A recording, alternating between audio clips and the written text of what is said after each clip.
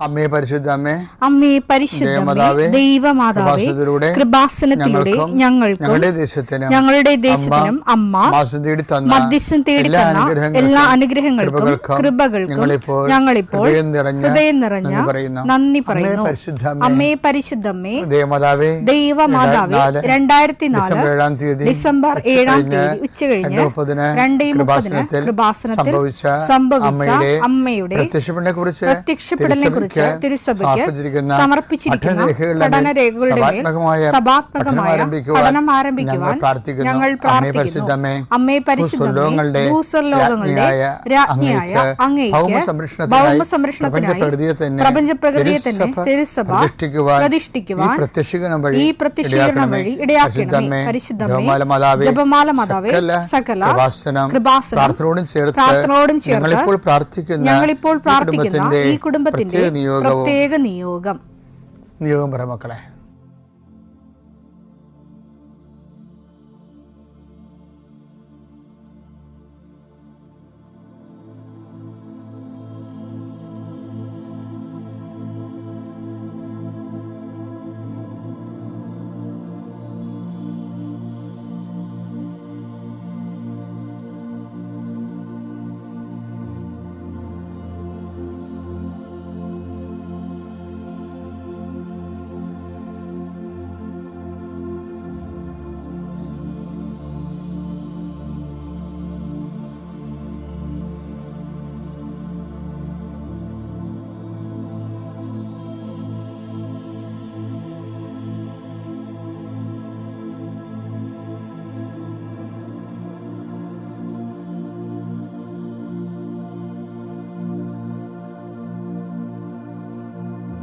അമ്മയുടെ പ്രത്യക്ഷീകരണത്തിന്റെ ഈ അനുഗ്രഹവേളയിൽ ഞങ്ങൾക്ക് സാധിച്ചു തരുവാൻ കനിയണമേ. ആമേൻ. വിശ്വാസ പ്രമാണം.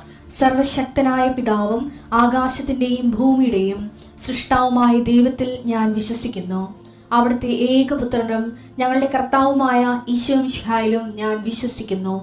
ഈ പുത്രൻ പരിശുദ്ധാത്മാവിനാൽ ഗർഭസ്ഥനായി കന്യകാമറിയത്തിൽ നിന്ന് പിറന്ന് പൊന്തിയോസ് പീലാത്തോസിന്റെ കാലത്ത് പീഡകൾ സഹിച്ച് കുരിശിൽ തറയ്ക്കപ്പെട്ട് മരിച്ച് അടക്കപ്പെട്ട് പാതാളങ്ങളിൽ ഇറങ്ങി മരിച്ചവരുടെ ഇടയിൽ നിന്ന് 3-ാം നാൾ ഉയർത്ത് സ്വർഗത്തിലേക്ക് എഴുന്നള്ളി സർവശക്തിയുള്ള പിതാവായ ദൈവത്തിന്റെ വലതുഭാഗത്തിരിക്കുന്നു. അവിടെ നിന്ന് ജീവിക്കുന്നവരെയും മരിച്ചവരെയും വിധിക്കുവാൻ വരുമെന്നും ഞാൻ വിശ്വസിക്കുന്നു. പരിശുദ്ധാത്മാവിലും ഞാൻ വിശ്വസിക്കുന്നു. വിശുദ്ധ കത്തോലിക്കാ സഭയിലും പുണ്യവാന്മാരുടെ ഐക്യത്തിലും പാപങ്ങളുടെ മോചനത്തിലും ശരീരത്തിന്റെ ഉയർപ്പിലും നിത്യമായ ജീവിതത്തിലും ഞാൻ വിശ്വസിക്കുന്നു. ആമേൻ. സുഖസ്ഥനായ ഞങ്ങളുടെ പിതാവേ, അങ്ങയുടെ നാമം പൂജിതമാകണമേ. അങ്ങയുടെ രാജ്യം വരണമേ. അങ്ങയുടെ തിരുമനസ് സ്വർഗത്തിലെ പോലെ ഭൂമിയിലും ആകണമേ. അന്നു വേണ്ടുന്ന ആഹാരം ഇന്ന് ഞങ്ങൾക്ക് തരണമേ. ഞങ്ങളോട് തെറ്റ് ചെയ്യുന്നവരോട് ഞങ്ങൾ ക്ഷമിക്കുന്നത് പോലെ ഞങ്ങളുടെ തെറ്റുകൾ ഞങ്ങളോടും ക്ഷമിക്കണമേ. ഞങ്ങളെ പ്രലോഭനത്തിൽ ഉൾപ്പെടുത്തരുതേ, തിന്മയിൽ ഞങ്ങൾ രക്ഷിക്കണമേ. ആമേൻ. നന്മ നിറഞ്ഞ മറിയമേ, സ്വസ്തി. കർത്താവ് അങ്ങയുടെ കൂടെ സ്ത്രീകളിൽ അങ്ങ് അനുഗ്രഹിക്കപ്പെട്ടവളാകുന്നു. അങ്ങയുടെ ഉദരത്തിൻ ഫലമായി ഈശോ അനുഗ്രഹിക്കപ്പെട്ടവനാകുന്നു. പരിശുദ്ധ മറിയമേ, തമ്പുരാന്റെ അമ്മേ, പാപികളായ ഞങ്ങൾക്ക് വേണ്ടി ഇപ്പോഴും ഞങ്ങളുടെ മരണസമയത്തും തമ്പുരാനോട് അപേക്ഷിക്കണമേ. ആമേൻ. കർത്താവേ, നിന്റെ ഉന്നതമായ നാമത്തിന് സ്തോത്രം ചെയ്യും. കർത്താവേ, നിന്റെ വിശുദ്ധ പൗരോഹിത്യത്തെ മഹത്വപ്പെടുത്തണം. കർത്താവേ, സഭയിലുള്ള സാന്നിധ്യം പ്രകടമാക്കണമേ. 40 വർഷം അർപ്പിച്ച കുർബാനയുടെ യോഗ്യതയാൽ കൃപാസ്ഥാനത്താരെ ജീവനോടെ പ്രത്യക്ഷപ്പെട്ട പരിശുദ്ധ അമ്മയുടെ പ്രത്യക്ഷീകരണ സ്ഥിരീകരണത്തിനായി ഇന്ന് കൃപാസ്ഥാനത്താരെ നടക്കുന്ന 10,000-കണക്കിന് മനുഷ്യരുടെ പ്രാർത്ഥനയോട് കൂടെ ദൈവവേദനെ ഞാൻ നിന്നെ ഈശോനാമത്തിൽ ആസ്വദിക്കുന്നു. മാതാവിൻ്റെ പ്രത്യക്ഷീകരണത്തിൽ ഇന്ന് വരെ നടന്നിട്ടുള്ള എല്ലാ അനുഭവ സാക്ഷികളുടെയും സാക്ഷ്യങ്ങൾ നിനക്കും ഈ നിമിഷം നിൻ്റെ ഏറ്റവും വലിയ സങ്കടകരമായ അവസ്ഥകളെ അതിജീവിക്കാൻ ദൈവം നിന്നെ സഹായിക്കട്ടെ എന്ന് പ്രാർത്ഥിക്കുന്നു. നീ ഭയപ്പെടുന്ന വ്യക്തികൾ, നീ സങ്കടപ്പെടുന്ന കാര്യങ്ങൾ, നീ എന്ത് ചെയ്യും, എങ്ങനെ അതിജീവിക്കും എന്ന് വേദനിക്കുന്ന വിഷയങ്ങൾ അതിൻ്റെ മേലെല്ലാം കർത്താവിൻ്റെ ആത്മാവ് പ്രവർത്തിക്കട്ടെ.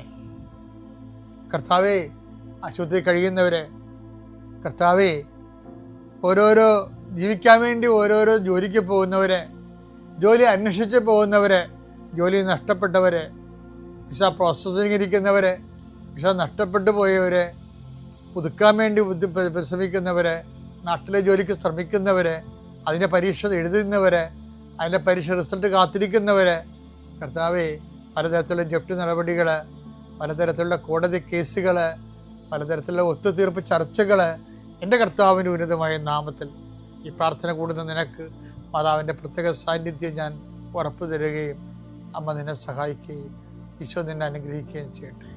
എൻ്റെ പ്രിയപ്പെട്ടവർ, നമ്മൾ ഇന്നലെ കണ്ട എന്താണെന്നറിയാമോ? ധൂർത്തപ്പത്തിൻ്റെ പുനഃവായന തുടരുകയാണ്. നമ്മൾ ഇന്നലെ കണ്ടത് എന്താണെന്നറിയാമോ? അതായത് അപ്പം പറയണ വാക്കാണ്. എന്താണ്? എൻ്റെ മകനെ, നീ എപ്പോഴും എന്നോട് കൂടെ ഉണ്ടല്ലോ. പിന്നെ എന്തൊരു വാക്ക് അപ്പം പറയേ? എനിക്കുള്ളതെല്ലാം നിനക്കുള്ളതാണ്. ഇപ്പം എന്നോട് കൂടെ നിങ്ങളും എന്നോടുകൂടി ഇരുന്നു കൊണ്ട് ഇസ്രായേലിൻ്റെ 12 ഗോത്രങ്ങളെ ഭരിക്കുമെന്നൊക്കെ പറഞ്ഞില്ല ഈശോ പറഞ്ഞില്ലേ? അത് നിത്യത വരെ ഓഹരിയാക്കുമെന്നാണ് പറയണത്. അതാണ് വിശ്വാസ ജീവിതത്തിൻ്റെ അകത്ത് നമുക്ക് കിട്ടുന്ന റിസൾട്ട്. എന്താണ്? നിത്യത വരെ ദൈവത്തിൻ്റെ കൂടെ ആയിരിക്കും. അപ്പം ദൈവം നോക്കുന്നതിൻ്റെ ഒറ്റ കാര്യമേ ഉള്ളൂ, നമുക്കത് കിട്ടിയ ഇത് കിട്ടിയ എന്നല്ല നോക്കണത്, മറിച്ച് നിത്യത വരെ ദൈവത്തിൻ്റെ കൂടെ ഉണ്ടാകുമെന്നുള്ളതാണ്. ദൈവം എന്ത് തരുമ്പോഴും എപ്പോഴും ദൈവത്തിൻ്റെ മനസ്സിലുള്ളത് എന്താണ്? നമ്മൾ ദൈവത്തിൻ്റെ കൂടെ അവസാനം വരെ ഉണ്ടാകണം. അവസാനം വരെ ദൈവത്തിൻ്റെ കൂടെ ഉണ്ടാകണം. അതാണ് ദൈവത്തിൻ്റെ താല്പര്യം. ദൈവ താല്പര്യം എന്ന് പറഞ്ഞാൽ അതാണ്. അപ്പോൾ ദൈവ താല്പര്യത്തിനെതിരെയായിട്ട് ദൈവം ചെയ്യത്തില്ലല്ലോ. ദൈവത്തിൻ്റെ കൂടെ നമുക്ക് എന്ത് തന്നാലും നാളെ നമ്മൾ ദൈവത്തിൻ്റെ കൂടെ ഉണ്ടാവത്തില്ലെന്ന് ദൈവത്തിന് അറിയാമെങ്കിൽ പിന്നെ ആ അനുഗ്രഹം തരുമോ? അപ്പം ചില അനുഗ്രഹങ്ങൾ തരാതിരിക്കുമ്പോൾ തരാത്ത അനുഗ്രഹത്തിന് വേണ്ടി നന്ദി പറയണം. ധൂർത്തപുത്രന് ചോദിച്ചപ്പോൾ തന്നെ കൊടുത്ത കണ്ടില്ലേ? കാര്യം കൊടുക്കാതിരുന്നൊരു കാര്യമില്ല. അവൻ കൊടുത്തില്ലെങ്കിലും പോവും, കൊടുത്താലും പോവും. ധൂർത്തപുത്രൻ്റെ ആദ്യത്തെ മൈൻഡ് സെറ്റ് എന്താണ്? അവൻ കൊടുത്തില്ലേലും പോകും, കൊടുത്താലും പോകും. അവൻ്റെ മനസ്സിരിപ്പ് അപ്പനല്ല, അപ്പൻ്റെ കൂടെ ജീവിക്കണമെന്നല്ല.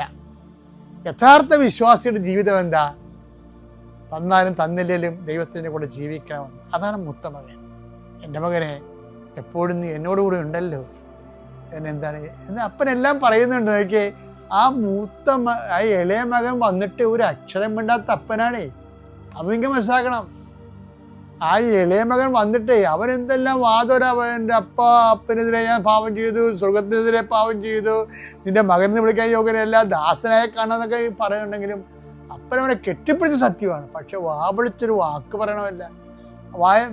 അന്ന് നാവിറങ്ങിപ്പോയ അപ്പൻ ഇപ്പം ഈ ഇളയ മൂത്ത മകൻ, അവൻ്റെ സ്വന്തം രക്തം പോണ പോലെ പോയ അവൻ കനപ്പിച്ച് കഴിഞ്ഞപ്പോൾ അപ്പൻ സംസാരിക്കാൻ തുടങ്ങി. കണ്ടല്ലേ എന്തെല്ലാം സംസാരിച്ചത്? എൻ്റെ മകനെ, എപ്പോഴും നീ എന്നോട് കൂടി ഉണ്ടല്ലോ. പിന്നെ ഒരു വാക്ക് പറഞ്ഞ്, ഏത് കൊടുത്ത കാളക്കുട്ടി കൊടുത്ത് കൊന്നാലും, ഏത് മോതിരം കൊടുത്താലും, ഏത് ചെരുപ്പ് കൊടുത്താലും നിനക്കുള്ളത് നിനക്ക് തരുമെന്നല്ല പറഞ്ഞത്, എനിക്കുള്ളതെല്ലാം നിനക്ക് തരുന്ന. കർത്താവിൻ്റെ കഥ എന്തും ബാലൻസ്ഡ് ആണെന്നറിയാമോ? ദൈവം ഒരിക്കലും അനീതി ചെയ്യത്തില്ല. അത് എപ്പോഴും ഓർത്തേക്കണം. ഇന്ന് കൈ കിട്ടണില്ലെന്നേ ഉള്ളൂ, നാളെ വരപ്രസാദമായി ദൈവത്തെ തന്നെയായിട്ട് നമ്മുടെ കയ്യിലേക്ക് അവൻ അത് അമർത്തിക്കുലുക്കി നിറച്ചളന്ന് കൃപയവൻ നിന്റെ മടിയിലോട്ട് ചെയ്യും. അപ്പോൾ അങ്ങനെ പ്രത്യാശയോടെ ജീവിക്കാൻ മുൻപുകാലം നമ്മളെ സഹായിക്കണം. പിതാവിൻ്റെയും പുത്രൻ്റെയും പരിശുദ്ധാത്മാവിൻ്റെ നാമത്തിൽ മഹത്വമുണ്ടാകട്ടെ. ഈശോയ്ക്കും തിരുകുമാരനും എന്നെ ഒരിക്കൽ കൂടി ഈ അൾത്താരയിൽ നിന്ന് സാക്ഷ്യം പറയുവാൻ അനുഗ്രഹിച്ചതിനായി കോടി കോടി നന്ദി പറയുന്നു. എൻ്റെ പേര് വിനി ഗിരീഷ് എന്നാണ്. വെള്ളറടയിൽ നിന്ന് വരുന്നു. മോൻ്റെ പേര് അഫിരാമാണ്. എൻ്റെ സാക്ഷ്യം, എൻ്റെ മോൻ BSc നേഴ്സിംഗ് പഠിച്ച് ഓരോ വർഷവും 4ാമത്തെ വർഷം ഇപ്പം മെനങ്ങാന്ന് റിസൾട്ട് വന്നു. അവൻ റിസൾട്ട് വരുമ്പോൾ വന്ന് സാക്ഷ്യം പറയാമെന്ന് അമ്മയോടും തിരുകുമാരനും കൂടി ഈ കഴിഞ്ഞ മാസവും വന്ന് പറഞ്ഞിട്ട് പോയതാണ്. അതുകൊണ്ട് മെനങ്ങാന്ന് എൻ്റെ മോന് റിസൾട്ട് വന്ന് ഫസ്റ്റ് ക്ലാസ്സോടെ. ഓരോ വർഷവും പരീക്ഷ എഴുതുമ്പോൾ അവന് ഭയങ്കര പേടിയും ടെൻഷനും ഒക്കെ ആയിരുന്നു. പഠിക്കണതൊന്നും മറന്നു പോകുന്നു അമ്മ എന്നൊക്കെ പറഞ്ഞ് എൻ്റെ കൂടെ എപ്പോഴും പറയുമായിരുന്നു. ഞാൻ പറഞ്ഞു, മോൻ്റെ പരീക്ഷ മോൻ്റെ കൂടെ ഇരുന്ന് മാതാവ് അടുത്ത് ബെഞ്ചിലിരുന്ന് ഹാളിൽ അമ്മയുടെ സാന്നിധ്യം എപ്പോഴും ഉണ്ടായിരിക്കും. ഓരോ ഉത്തരവും മോന് അമ്മ പറഞ്ഞു തരുമെന്ന് പറഞ്ഞ് ഞാൻ അവനെ സമാധാനപ്പെടുത്തുമായിരുന്നു. ഇന്ന് മെനങ്ങാന്ന് റിസൾട്ട് വന്നു. ഒരു ജയിക്കേണ്ട മാർക്കിന് വേണ്ടി ഞാൻ ഓരോ വർഷവും അമ്മയോട് ചോദിക്കുമ്പോഴും ഓരോ വർഷവും അവന് ഫസ്റ്റ് ക്ലാസ്സും സെക്കൻഡ് ക്ലാസ്സും കൊടുത്ത് എൻ്റെ അമ്മ മാതാവും തിരുകുമാരനും അവനെ അനുഗ്രഹിച്ചു. അത് ഏറ്റവും വലിയ ഒരു അനുഗ്രഹമായിട്ട് തന്നെ. ഒരു വർഷവും അവന് ഒരു പേപ്പർ പോലും പോവാതെ അവൻ കൂടെ ഇരുന്ന് അമ്മ അവനെ പഠിപ്പിച്ചു. ഓരോ ദിവസവും പരീക്ഷയ്ക്ക് പോകുമ്പോഴും ഉടമ്പടി തൈലം ഹോൾ ടിക്കറ്റിൽ പുരട്ടാനും ഉടമ്പടി ഉപ്പ്, തേന്, മാതാവിൻ്റെ ലോക്കറ്റ് ഇതെല്ലാം കൊണ്ടുപോയി അവൻ പ്രാർത്ഥിച്ചിട്ടാണ് പരീക്ഷ എഴുതുന്നത്. അതിൻ്റെ ഫലം എൻ്റെ മാതാവ് അവന് കൊടുത്തു. അതുപോലെ ഞാനൊരു ആക്സിഡൻറ്റിൽ പെട്ട് 1 വർഷത്തോളമായി. ആക്സിഡൻറ്റിൽ സ്കൂട്ടിയിൽ പോയിടത്ത് തെറിച്ച് വീണ് തലയടിച്ച് ഓർമ്മയൊന്നും ഇല്ലാതായി മെഡിക്കൽ കോളേജിലൊക്കെ കൊണ്ടുപോയി. പക്ഷേ എനിക്ക് ഇയർ ബാലൻസിൻ്റെ പ്രശ്നം മാത്രമേ ഉണ്ടായിട്ടുള്ളൂ. ഒരു പോറൽ പോലും, വേറെ ഒരു ബ്ലഡിൻ്റെ ഒരു അംശം പോലും എൻ്റെ ശരീരത്തിന് പോവാതെ എൻ്റെ അമ്മ മാതാവ് എനിക്ക് പൂർണ്ണമായിട്ട് സൗഖ്യം തന്നു. അതുപോലെ ഇയർ ബാലൻസിൻ്റെ പ്രശ്നമുണ്ടായിരുന്നു. 2 ആഴ്ച മരുന്ന് കഴിക്കാൻ അവർ പറഞ്ഞു. മെഡിക്കൽ കോളേജിൽ നിന്ന് തന്നത് കഴിച്ചിട്ട് ഒരു മാറ്റവുമില്ല. വീണ്ടും ENT ഡോക്ടറെ കൊണ്ട് കാണിച്ച് മെഡിസിൻ 3-4 ദിവസം കഴിച്ചു. എന്നിട്ട് എനിക്ക് വയറിന് പ്രശ്നമായതുകൊണ്ട് അത് കഴിക്കാൻ പറ്റിയില്ല. മാതാവിനോട് ഞാൻ കരഞ്ഞു പറഞ്ഞു, മാതാവേ, എനിക്ക് ഈ തലചുറ്റലും ഛർദിലും കൊണ്ട് എനിക്ക് ഒരു ജോലി ചെയ്യാനൊന്നും പറ്റുന്നില്ല. അമ്മയുടെ മരുന്ന് എൻ്റെ കയ്യിലുണ്ടല്ലോ, അമ്മയുടെ ഉടമ്പടി തൈലം ഞാനിത് വിശ്വാസത്തോടെ ഞാൻ പുരട്ടെയാണ്. എനിക്ക് അമ്മ മാതാവ് ഇനി ഇംഗ്ലീഷ് മരുന്ന് കഴിച്ച് എനിക്ക് മാറ്റണ്ട, എനിക്ക് അമ്മയുടെ ഉപ്പും തേനും ഉടമ്പടി തൈലവും മതി എനിക്ക് മരുന്നെന്ന് പറഞ്ഞ് ദിവസവും ഞാൻ 2 നേരം ഉടമ്പടി തൈലം നെറ്റിയിൽ പുരട്ടി, തലയുടെ ഭാഗത്ത്, ഇടിച്ച ഭാഗത്തെല്ലാം പുരട്ടി ഞാൻ വിശ്വാസ പ്രമാണം പറഞ്ഞ് പ്രാർത്ഥിക്കുമായിരുന്നു. അതിൻ്റെ അമ്മ എനിക്ക് പൂർണ്ണമായിട്ട് സൗഖ്യം തന്ന് ഇന്ന് 1 വർഷത്തോളം ആകാൻ പോകുന്നു. ഇയർ ബാലൻസിൻ്റെ പ്രശ്നം എനിക്ക് വന്നിട്ടില്ല. അതുപോലെ തന്നെ ഓരോ കാര്യങ്ങളും അമ്മയോട് ഞാൻ ചോദിക്കുമ്പോഴും അമ്മ അത് സങ്കടത്തോടെ, കണ്ണുനീരോടെ ഞാൻ പ്രാർത്ഥിക്കുന്ന വിഷയത്തിനെല്ലാം എൻ്റെ അമ്മ എനിക്ക് ഉത്തരം നൽകുന്നു. അതുപോലെ ഇനി എൻ്റെ മോന് ഒരു പ്രാക്ടീസിന് വേണ്ടി കയറാൻ ഒരു ആശുപത്രി ഏതാണ് അമ്മയ്ക്കും തിരുകുമാരനും ഇഷ്ടമുള്ളത് അവിടെ കൊടുക്കണമെന്ന് പ്രാർത്ഥിക്കുന്നു. അതും എൻ്റെ മാതാവ് നടത്തിത്തരും, അത് എനിക്ക് ഉറപ്പുണ്ട്. അതുപോലെ ഈ 2022 മെയ് മാസം 3-ാം തീയതിയാണ് ഞാൻ ആദ്യമായിട്ട് ഉടമ്പടി എടുത്തത്. അന്നു മുതൽ ഇന്ന് വരെ ഉടമ്പടിയിൽ തന്നെ ജീവിക്കുവാനും എൻ്റെ മക്കളെ വിശ്വാസത്തിലോട്ട് വളർത്തുവാനും എനിക്ക് സാധിച്ചു. ഇന്നും അവരും ഞാനും ഒരുമിച്ചിരുന്ന് പ്രാർത്ഥിക്കുവാനും മറ്റുള്ളവർക്ക് വേണ്ടി ഓരോരോ പുണ്യപ്രവർത്തികൾ, കാരുണ്യപ്രവർത്തികൾ ചെയ്യുവാനും എൻ്റെ മക്കളും അത് ചെയ്യാൻ എനിക്ക് പഠിപ്പിക്കാൻ പറ്റിയവരെ. അതുപോലെ ഞാനും എൻ്റെ മൂത്ത മകനും ആദ്യമായി കൃപാസനത്തിൽ വന്നപ്പോൾ വഴിയറിഞ്ഞൂടാതെ റെയിൽവേ സ്റ്റേഷനിൽ ഇറങ്ങിയിട്ട് ബസ് കയറി ഇവിടെ വന്നപ്പോൾ എനിക്ക് എന്താണെന്ന് അറിയില്ലായിരുന്നു. ഉടമ്പടി എന്താണ്, ഞാനൊരു ഹിന്ദുവാണ്, എനിക്ക് ഉടമ്പടി എന്താണെന്ന് അറിയില്ല. ഇവിടെ വന്നപ്പോൾ ഇന്ന് കാണുന്ന ഈ കൃപാസനല്ല, 4 വർഷത്തിന് മുമ്പേ അന്ന് വന്നപ്പോൾ എനിക്ക് അറിഞ്ഞൂടാ. ആളുകൾ ക്യൂവിൽ നിൽക്കുന്നുണ്ടായിരുന്നു. ഞാൻ അവരുടെ ചോദിച്ചു, എന്തിനാണ് നിങ്ങൾ നിൽക്കുന്നത്? അത് ഉടമ്പടി എടുക്കാൻ. അപ്പോൾ ഞാൻ എന്തും വരട്ടെ, എനിക്ക് അറിഞ്ഞൂടാ, മാതാവ് എന്നെ ഇവിടെ കൊണ്ടെത്തിച്ചതെങ്കിൽ എനിക്ക് അതിനുള്ള ഒരു ഇത് തരുകയും ചെയ്യും. അങ്ങനെ ഞാൻ അതിൽ നിന്ന് ഉടമ്പടി എടുത്ത് ക്ലാസ് എല്ലാം ചെയ്തു. പോയിട്ട് ഇന്ന് ചോദിച്ച് ഞാനും എൻ്റെ മോനും വന്ന ഇന്ന് 100 പേരെ വരെ 2 വലിയ ബസ്സിൽ വരെ എനിക്ക് മാസം തോറും കൊണ്ടുവരാൻ എൻ്റെ അമ്മ മാതാവും തിരുകുമാരനും എന്നെ അനുഗ്രഹിക്കുന്നു. അതുപോലെ ഞാൻ കൊണ്ടുവന്ന ഓരോരുത്തർക്കും അവരവരെ എല്ലാ ആവശ്യങ്ങളും ഉടമ്പടിയിൽ വെച്ച നിയോഗങ്ങളെല്ലാം അവർ സാധിച്ച് ഇവിടെ സാക്ഷ്യങ്ങൾ പറഞ്ഞുകൊണ്ടിരിക്കുന്നു. അമ്മ എന്നിൽ കൂടി ഈ ഇത്രയും എൻ്റെ ആ വിളറട എൻ്റെ സ്ഥലത്ത് എൻ്റെ ഏരിയയിൽ ആദ്യമായിട്ട് കൃപാസനത്തിൽ വന്നത് ഞാനാണ്. അത് എന്തെന്ന് വെച്ചാൽ യൂട്യൂബിൽ കണ്ടിട്ട് ഞാൻ വന്നതാണ്.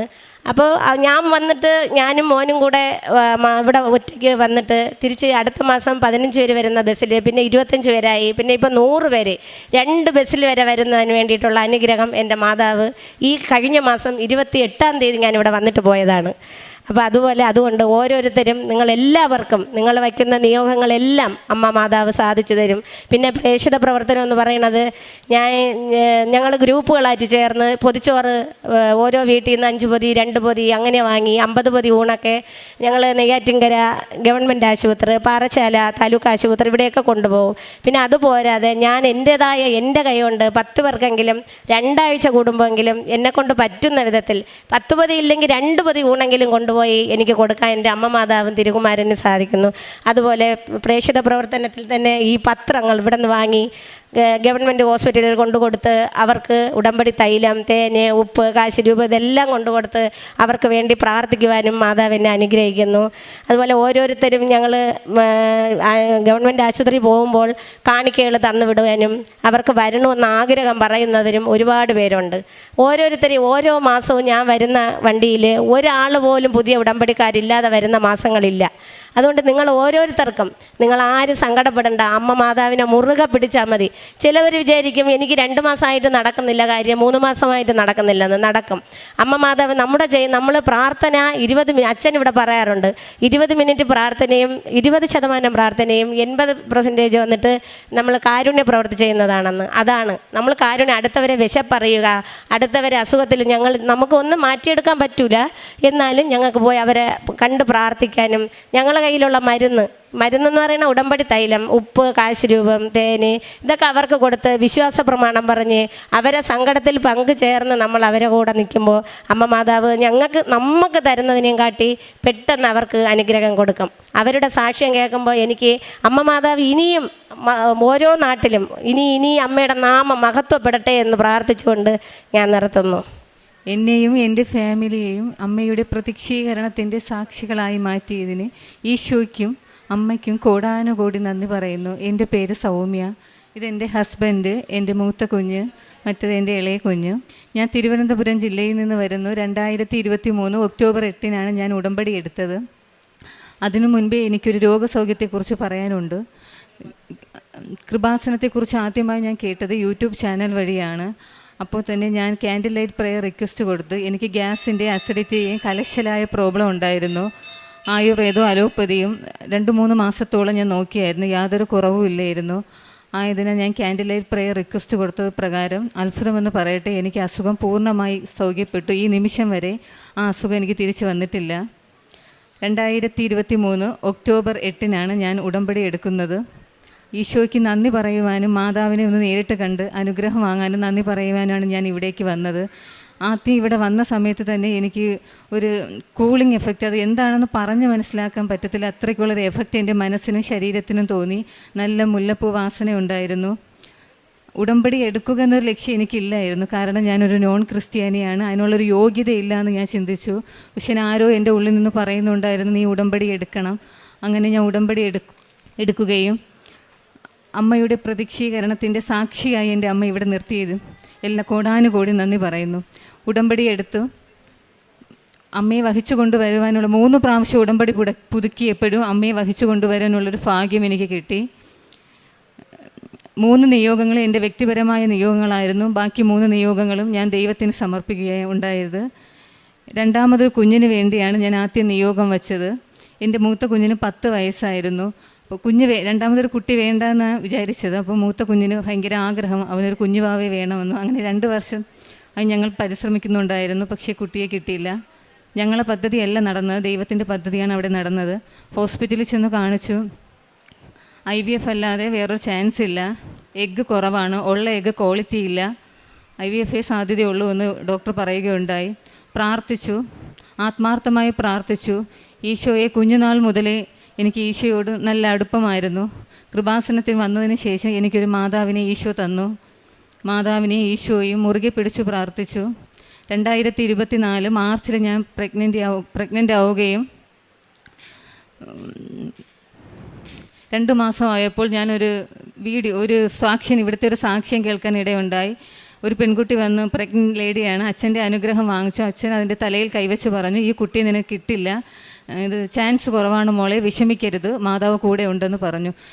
എനിക്കപ്പോൾ 2.5 മാസമായിരുന്നു. അപ്പോൾ എനിക്ക് ഭയങ്കര ഡിസ്റ്റർബായിരുന്നു. ഞാൻ എന്തുകൊണ്ടാണ് ഈ സാക്ഷ്യം കണ്ടതെന്ന് എനിക്കറിയില്ല. പെട്ടെന്ന് ഞാൻ സ്ക്രോൾ ചെയ്ത് മാറ്റി.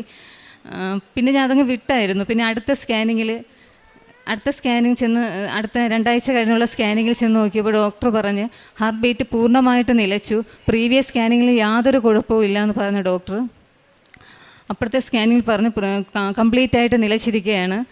അത് മാതാവ് എനിക്ക് മുൻപേ കാണിച്ചു തന്ന സാക്ഷ്യത്തിലൂടെ മാതാവ് കാണിച്ചു തന്ന ഒരു സന്ദേശമാണെന്ന് ഞാൻ കരുതുന്നു. മനസ്സ് തളർന്നില്ല, വീണ്ടും പ്രാർത്ഥിച്ചു. എൻ്റെ ഹസ്ബൻഡിനെ കുഞ്ഞിനെ ഓർത്തായിരുന്നു സങ്കടം. കാരണം എൻ്റെ മോന് ഭയങ്കര ആഗ്രഹമായിരുന്നു ഒരു കുഞ്ഞുവാവി. പിന്നെ ഹസ്ബൻഡിന് വിശ്വാസത്തിൽ നിന്ന് ഹസ്ബൻഡ് ബേക്കിലോട്ട് പോകുമോ എന്നുള്ളൊരു പേടിയുണ്ടായിരുന്നു. എന്ത് സംഭവിച്ചാലും, എന്ത് പ്രതിസന്ധി ഘട്ടം വന്നാലും എൻ്റെ വിശ്വാസത്തിന് യാതൊരു കോട്ടവും സംഭവിക്കില്ല. അങ്ങനെ പ്രാർത്ഥനയിൽ മുന്നോട്ട് പോയിരുന്നു. പിന്നെ ഓഗസ്റ്റിലായപ്പോൾ അച്ഛൻ്റെ അനുഗ്രഹം വാങ്ങാനായിട്ട് ഇവിടെ വന്നു. അച്ഛൻ തലയിൽ കൈവച്ച് പറഞ്ഞു, വന്ന് സാക്ഷ്യം പറഞ്ഞോളണമെന്നും.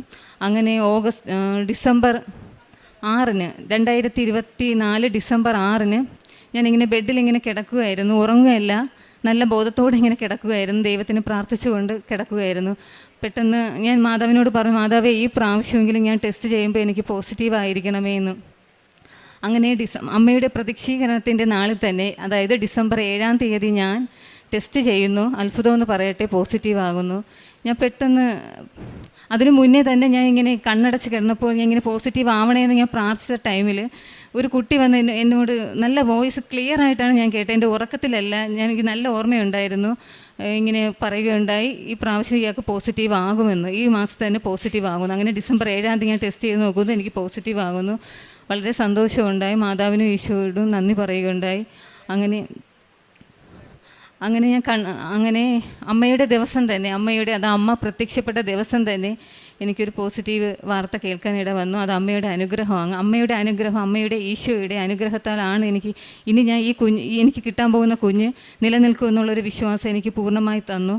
അങ്ങനെ വീണ്ടും സ്കാൻ ചെയ്യാൻ പോയി. ഫസ്റ്റ് സ്കാനിങ്ങിൽ ഡോക്ടർ പറഞ്ഞു ഒന്നും കാണാനില്ല, അടുത്ത സ്കാനിങ്ങിൽ വരണമെന്ന്. അങ്ങനെ അടുത്ത സ്കാനിങ് ചെന്നപ്പോൾ ഡോക്ടർ പറയുകയുണ്ടായി, ഇത് ക്വാളിറ്റി ഇല്ല, ഇയാൾക്ക് എഗ്ഗ് കുറവാണെന്നല്ലേ പറഞ്ഞത്, ക്വാളിറ്റി ഇല്ല, കിട്ടില്ല. ഇയാളോടല്ലേ പറഞ്ഞ് IVF ചെയ്യണമെന്ന്, കിട്ടില്ല എന്ന് പറഞ്ഞു. ഓക്കെ, ഞാൻ ഒരു ഷോക്കാണെന്ന് ചോദിച്ചാൽ അല്ല, എനിക്ക് ഉറപ്പായിരുന്നു. കാരണം 7-ാം തീയതിയാണ് എനിക്ക് പ്രഗ്നൻസി പോസിറ്റീവ് കണ്ടത്. അതുകൊണ്ട് എനിക്ക് ഉറപ്പായിട്ടും വിശ്വാസമായിരുന്നു ഈ കുഞ്ഞിനെ എനിക്ക് നൽകുമെന്നുള്ളത്. അങ്ങനെ വീണ്ടും ഞാൻ പ്രാർത്ഥിച്ചു. ഒക്ടോബർ 28, 2025 ഒരു പെൺകുഞ്ഞിനെ തന്ന് മാതാവും ഈശോയും അനുഗ്രഹിച്ചു. അതിനു മുന്നായി തന്നെ ഈ കുഞ്ഞിനിട്ടിരിക്കുന്ന പേര് ഇമ എന്നാണ്. ഈശോയും മാതാവും തന്നതുകൊണ്ട് തന്നെ ഞാൻ ഇമ എന്ന് പേരിട്ടു. ഈശോയും മാതാവും തന്ന ഗിഫ്റ്റാണ് എനിക്ക് ഈ കുഞ്ഞ്. ആരോഗ്യത്തോടെ തന്നെ എനിക്ക് പ്രഗ്നൻസി ആ സമയത്തൊന്നും യാതൊരു പ്രശ്നവും ഇല്ലാതെ എനിക്ക് കുഞ്ഞിനെ ആരോഗ്യത്തോടെ തന്നു. പിന്നെ ഹസ്ബൻഡിൻ്റെ ജോലിപരമായിട്ട് ഒരു പ്രതിസന്ധി ഘട്ടം വന്നു. ഹസ്ബൻഡിന് ഫിനാൻഷ്യലി ഒരു ചീറ്റിംഗ് ഫേസ് ചെയ്യേണ്ടി വന്നു. അതിലൂടെ ഹസ്ബൻഡ് ഞാനും വളരെ വിഷമത്തിലായിരുന്നു. നമുക്കൊരു വഴി കാണിച്ച് തരണേ എന്ന് മാതാവിനോട് ആത്മാർത്ഥമായി പ്രാർത്ഥിക്കുകയും മാതാവ് ഒരു വഴി കാണിച്ച് തരികയും അതിലൂടെ മാതാവിനോട് നന്ദി പറയുന്നു. പിന്നെ രോഗസൗഖ്യമെന്ന് വെച്ചാൽ എൻ്റെ കുഞ്ഞിനും ഹസ്ബൻഡിനും എനിക്കും ആയാലും എന്നും ഞാൻ ഉടമ്പടി തൈലം, രാവിലെ ഉണർന്ന ഉടമ്പടി തൈലം വിശ്വാസ പ്രമാണം ചൊല്ലി പ്രാർത്ഥിക്കുമായിരുന്നു. രാത്രി കിടക്കാൻ നേരത്തും ഉടമ്പടി ഉപ്പും തൈലവും ഉപയോഗിക്കുമായിരുന്നു. അതിനെല്ലാം നമുക്ക് രോഗസൗഖ്യങ്ങൾ കിട്ടിയിട്ടുണ്ട്. പിന്നെ പ്രേക്ഷിത പ്രവർത്തനമായിട്ട് പത്രം വിതരണം ചെയ്യുമായിരുന്നു. ഈ കുഞ്ഞിന് എൻ്റെ ഉദരത്തിൽ ഉണ്ടായിരുന്ന സമയത്ത് 7-ാം മാസത്തിൽ ഞങ്ങളെ വീട്ടിൻ്റെ അടുത്തുള്ള ചർച്ചിലൊക്കെ ചെല്ലുമ്പോൾ കെട്ടുകണക്കിന് കൃപാസന പത്രമാണ് അവിടെ ഇരിക്കുന്നത് കണ്ടിട്ടുള്ളത്. അപ്പോൾ ചിന്തിക്കാറുണ്ട്, എന്തിനാണ് ഈ മനുഷ്യരിങ്ങനെ വാങ്ങിച്ചുകൊണ്ട് അവിടെ വയ്ക്കാനാണോ മനുഷ്യരിങ്ങനെ വാങ്ങുന്നത്? അങ്ങനെ എനിക്ക് അത് കാണുമ്പോൾ സങ്കടം വരും. പക്ഷേ അത് ഞാൻ എടുത്ത് സന്തോഷത്തോടെയാണ് എടുക്കാറുള്ളത്. കാരണം എനിക്ക് പത്രം എന്ന് വെച്ചാൽ എൻ്റെ ജീവനാണ്. എവിടെ പത്രം കണ്ടാലും ഞാനത് എടുത്ത് ആൾക്കാർക്ക് വിതരണം ചെയ്യാറുണ്ടായിരുന്നു. ആ 7-ാം മാസത്തിൽ ഞാൻ നടന്ന് പത്രം കംപ്ലീറ്റ് വിതരണം ചെയ്യും. എനിക്ക് 4-5 കെട്ട് പത്രം കിട്ടിയിട്ടുണ്ടായിരുന്നു. അതുപോലെ വെട്ടുകാട് ചർച്ചിൽ നിന്നും കെട്ടുകണക്കിന് പത്രം കിട്ടും. ഒരു മനുഷ്യരും അത് എടുക്കാതെയാണ് പോകുന്നത്. ഞാൻ സന്തോഷത്തോടെ എടുത്ത് പത്രം വിതരണം ചെയ്യുമായിരുന്നു. പിന്നെ കാരുണ്യപ്രവൃത്തികളായിട്ട് പാവങ്ങളെ സഹായിക്കുമായിരുന്നു. പണ്ട് മുതലേ കാരുണ്യപ്രവൃത്തികൾ ചെയ്യാൻ എനിക്ക് ഭയങ്കര ആഗ്രഹമാണ്. ഇപ്പോൾ ഉള്ള 50 രൂപയാണ് എൻ്റെ പേഴ്സിൽ ഉണ്ടായിരുന്നെങ്കിൽ ആരെങ്കിലും വന്ന് ചോദിച്ചാൽ 50 രൂപ ഞാൻ എടുത്ത് കൊടുക്കുമായിരുന്നു. പാവങ്ങൾക്ക് ഫുഡ് കൊടുക്കും, അനാഥാലയത്തിൽ ഫുഡ് കൊടുക്കും. പിന്നെ ആത്മീയമായി ഒരുപാട് വളർന്നിട്ടുണ്ട്. കാരണം ദൈവകൃപയിൽ ജീവിക്കുവാൻ ഒരു നോൺ ക്രിസ്ത്യാനി ആയിട്ട് കൂടി എനിക്ക് കുഞ്ഞുനാൾ മുതലേ ഈശോ എങ്ങനെയാണെന്ന് അറിയില്ല, ഈശോ എനിക്ക് ഭയങ്കര ഇഷ്ടമായിരുന്നു. ഇപ്പോഴും ഞാൻ മരണം വരെ ഉടമ്പടിയിൽ ജീവിക്കുവാൻ ഞാൻ ആഗ്രഹിക്കുന്നു. ദൈവത്തിന് പ്രാധാന്യം കൊടുത്താണ് എൻ്റെ ലൈഫ് ഇതുവരെ മുന്നോട്ട് പോയിട്ടുള്ളത്. ചെറിയൊരു പ്രതിസന്ധി ഘട്ടം വന്നാലും മാതാവ് എനിക്ക് വലിയൊരു നന്മയ്ക്കാണെന്ന് ഞാൻ പ്രതീക്ഷിക്കുന്നു. ആ രീതിയിലുള്ളൊരു അനുഭവമാണ് എൻ്റെ ജീവിതത്തിൽ എനിക്കുണ്ടായത്. ഈശോയ്ക്കും മാതാവിനും സർവശക്തനായ പിതാവിനും പരിശുദ്ധാത്മാവിനും കോടാനുകോടി നന്ദി പറയുന്നു. ആത്മീയ ജീവിതം, ജപമാല ഡെയിലി ഞാൻ ചൊല്ലും, വചനം എഴുതും. ഒരു 4 ബുക്കോളം വചനം എഴുതിയിട്ടുണ്ട്. അത് ഞാൻ ഡെയിലി വായിക്കും. ബൈബിൾ വായിക്കും. ഒരു 6-7 ബൈബിൾ വായിച്ചിട്ടുണ്ട്, കംപ്ലീറ്റ് ആക്കിയിട്ടുണ്ട്. പിന്നെ ജപമാല എന്ന് ചൊല്ലാറുണ്ട്.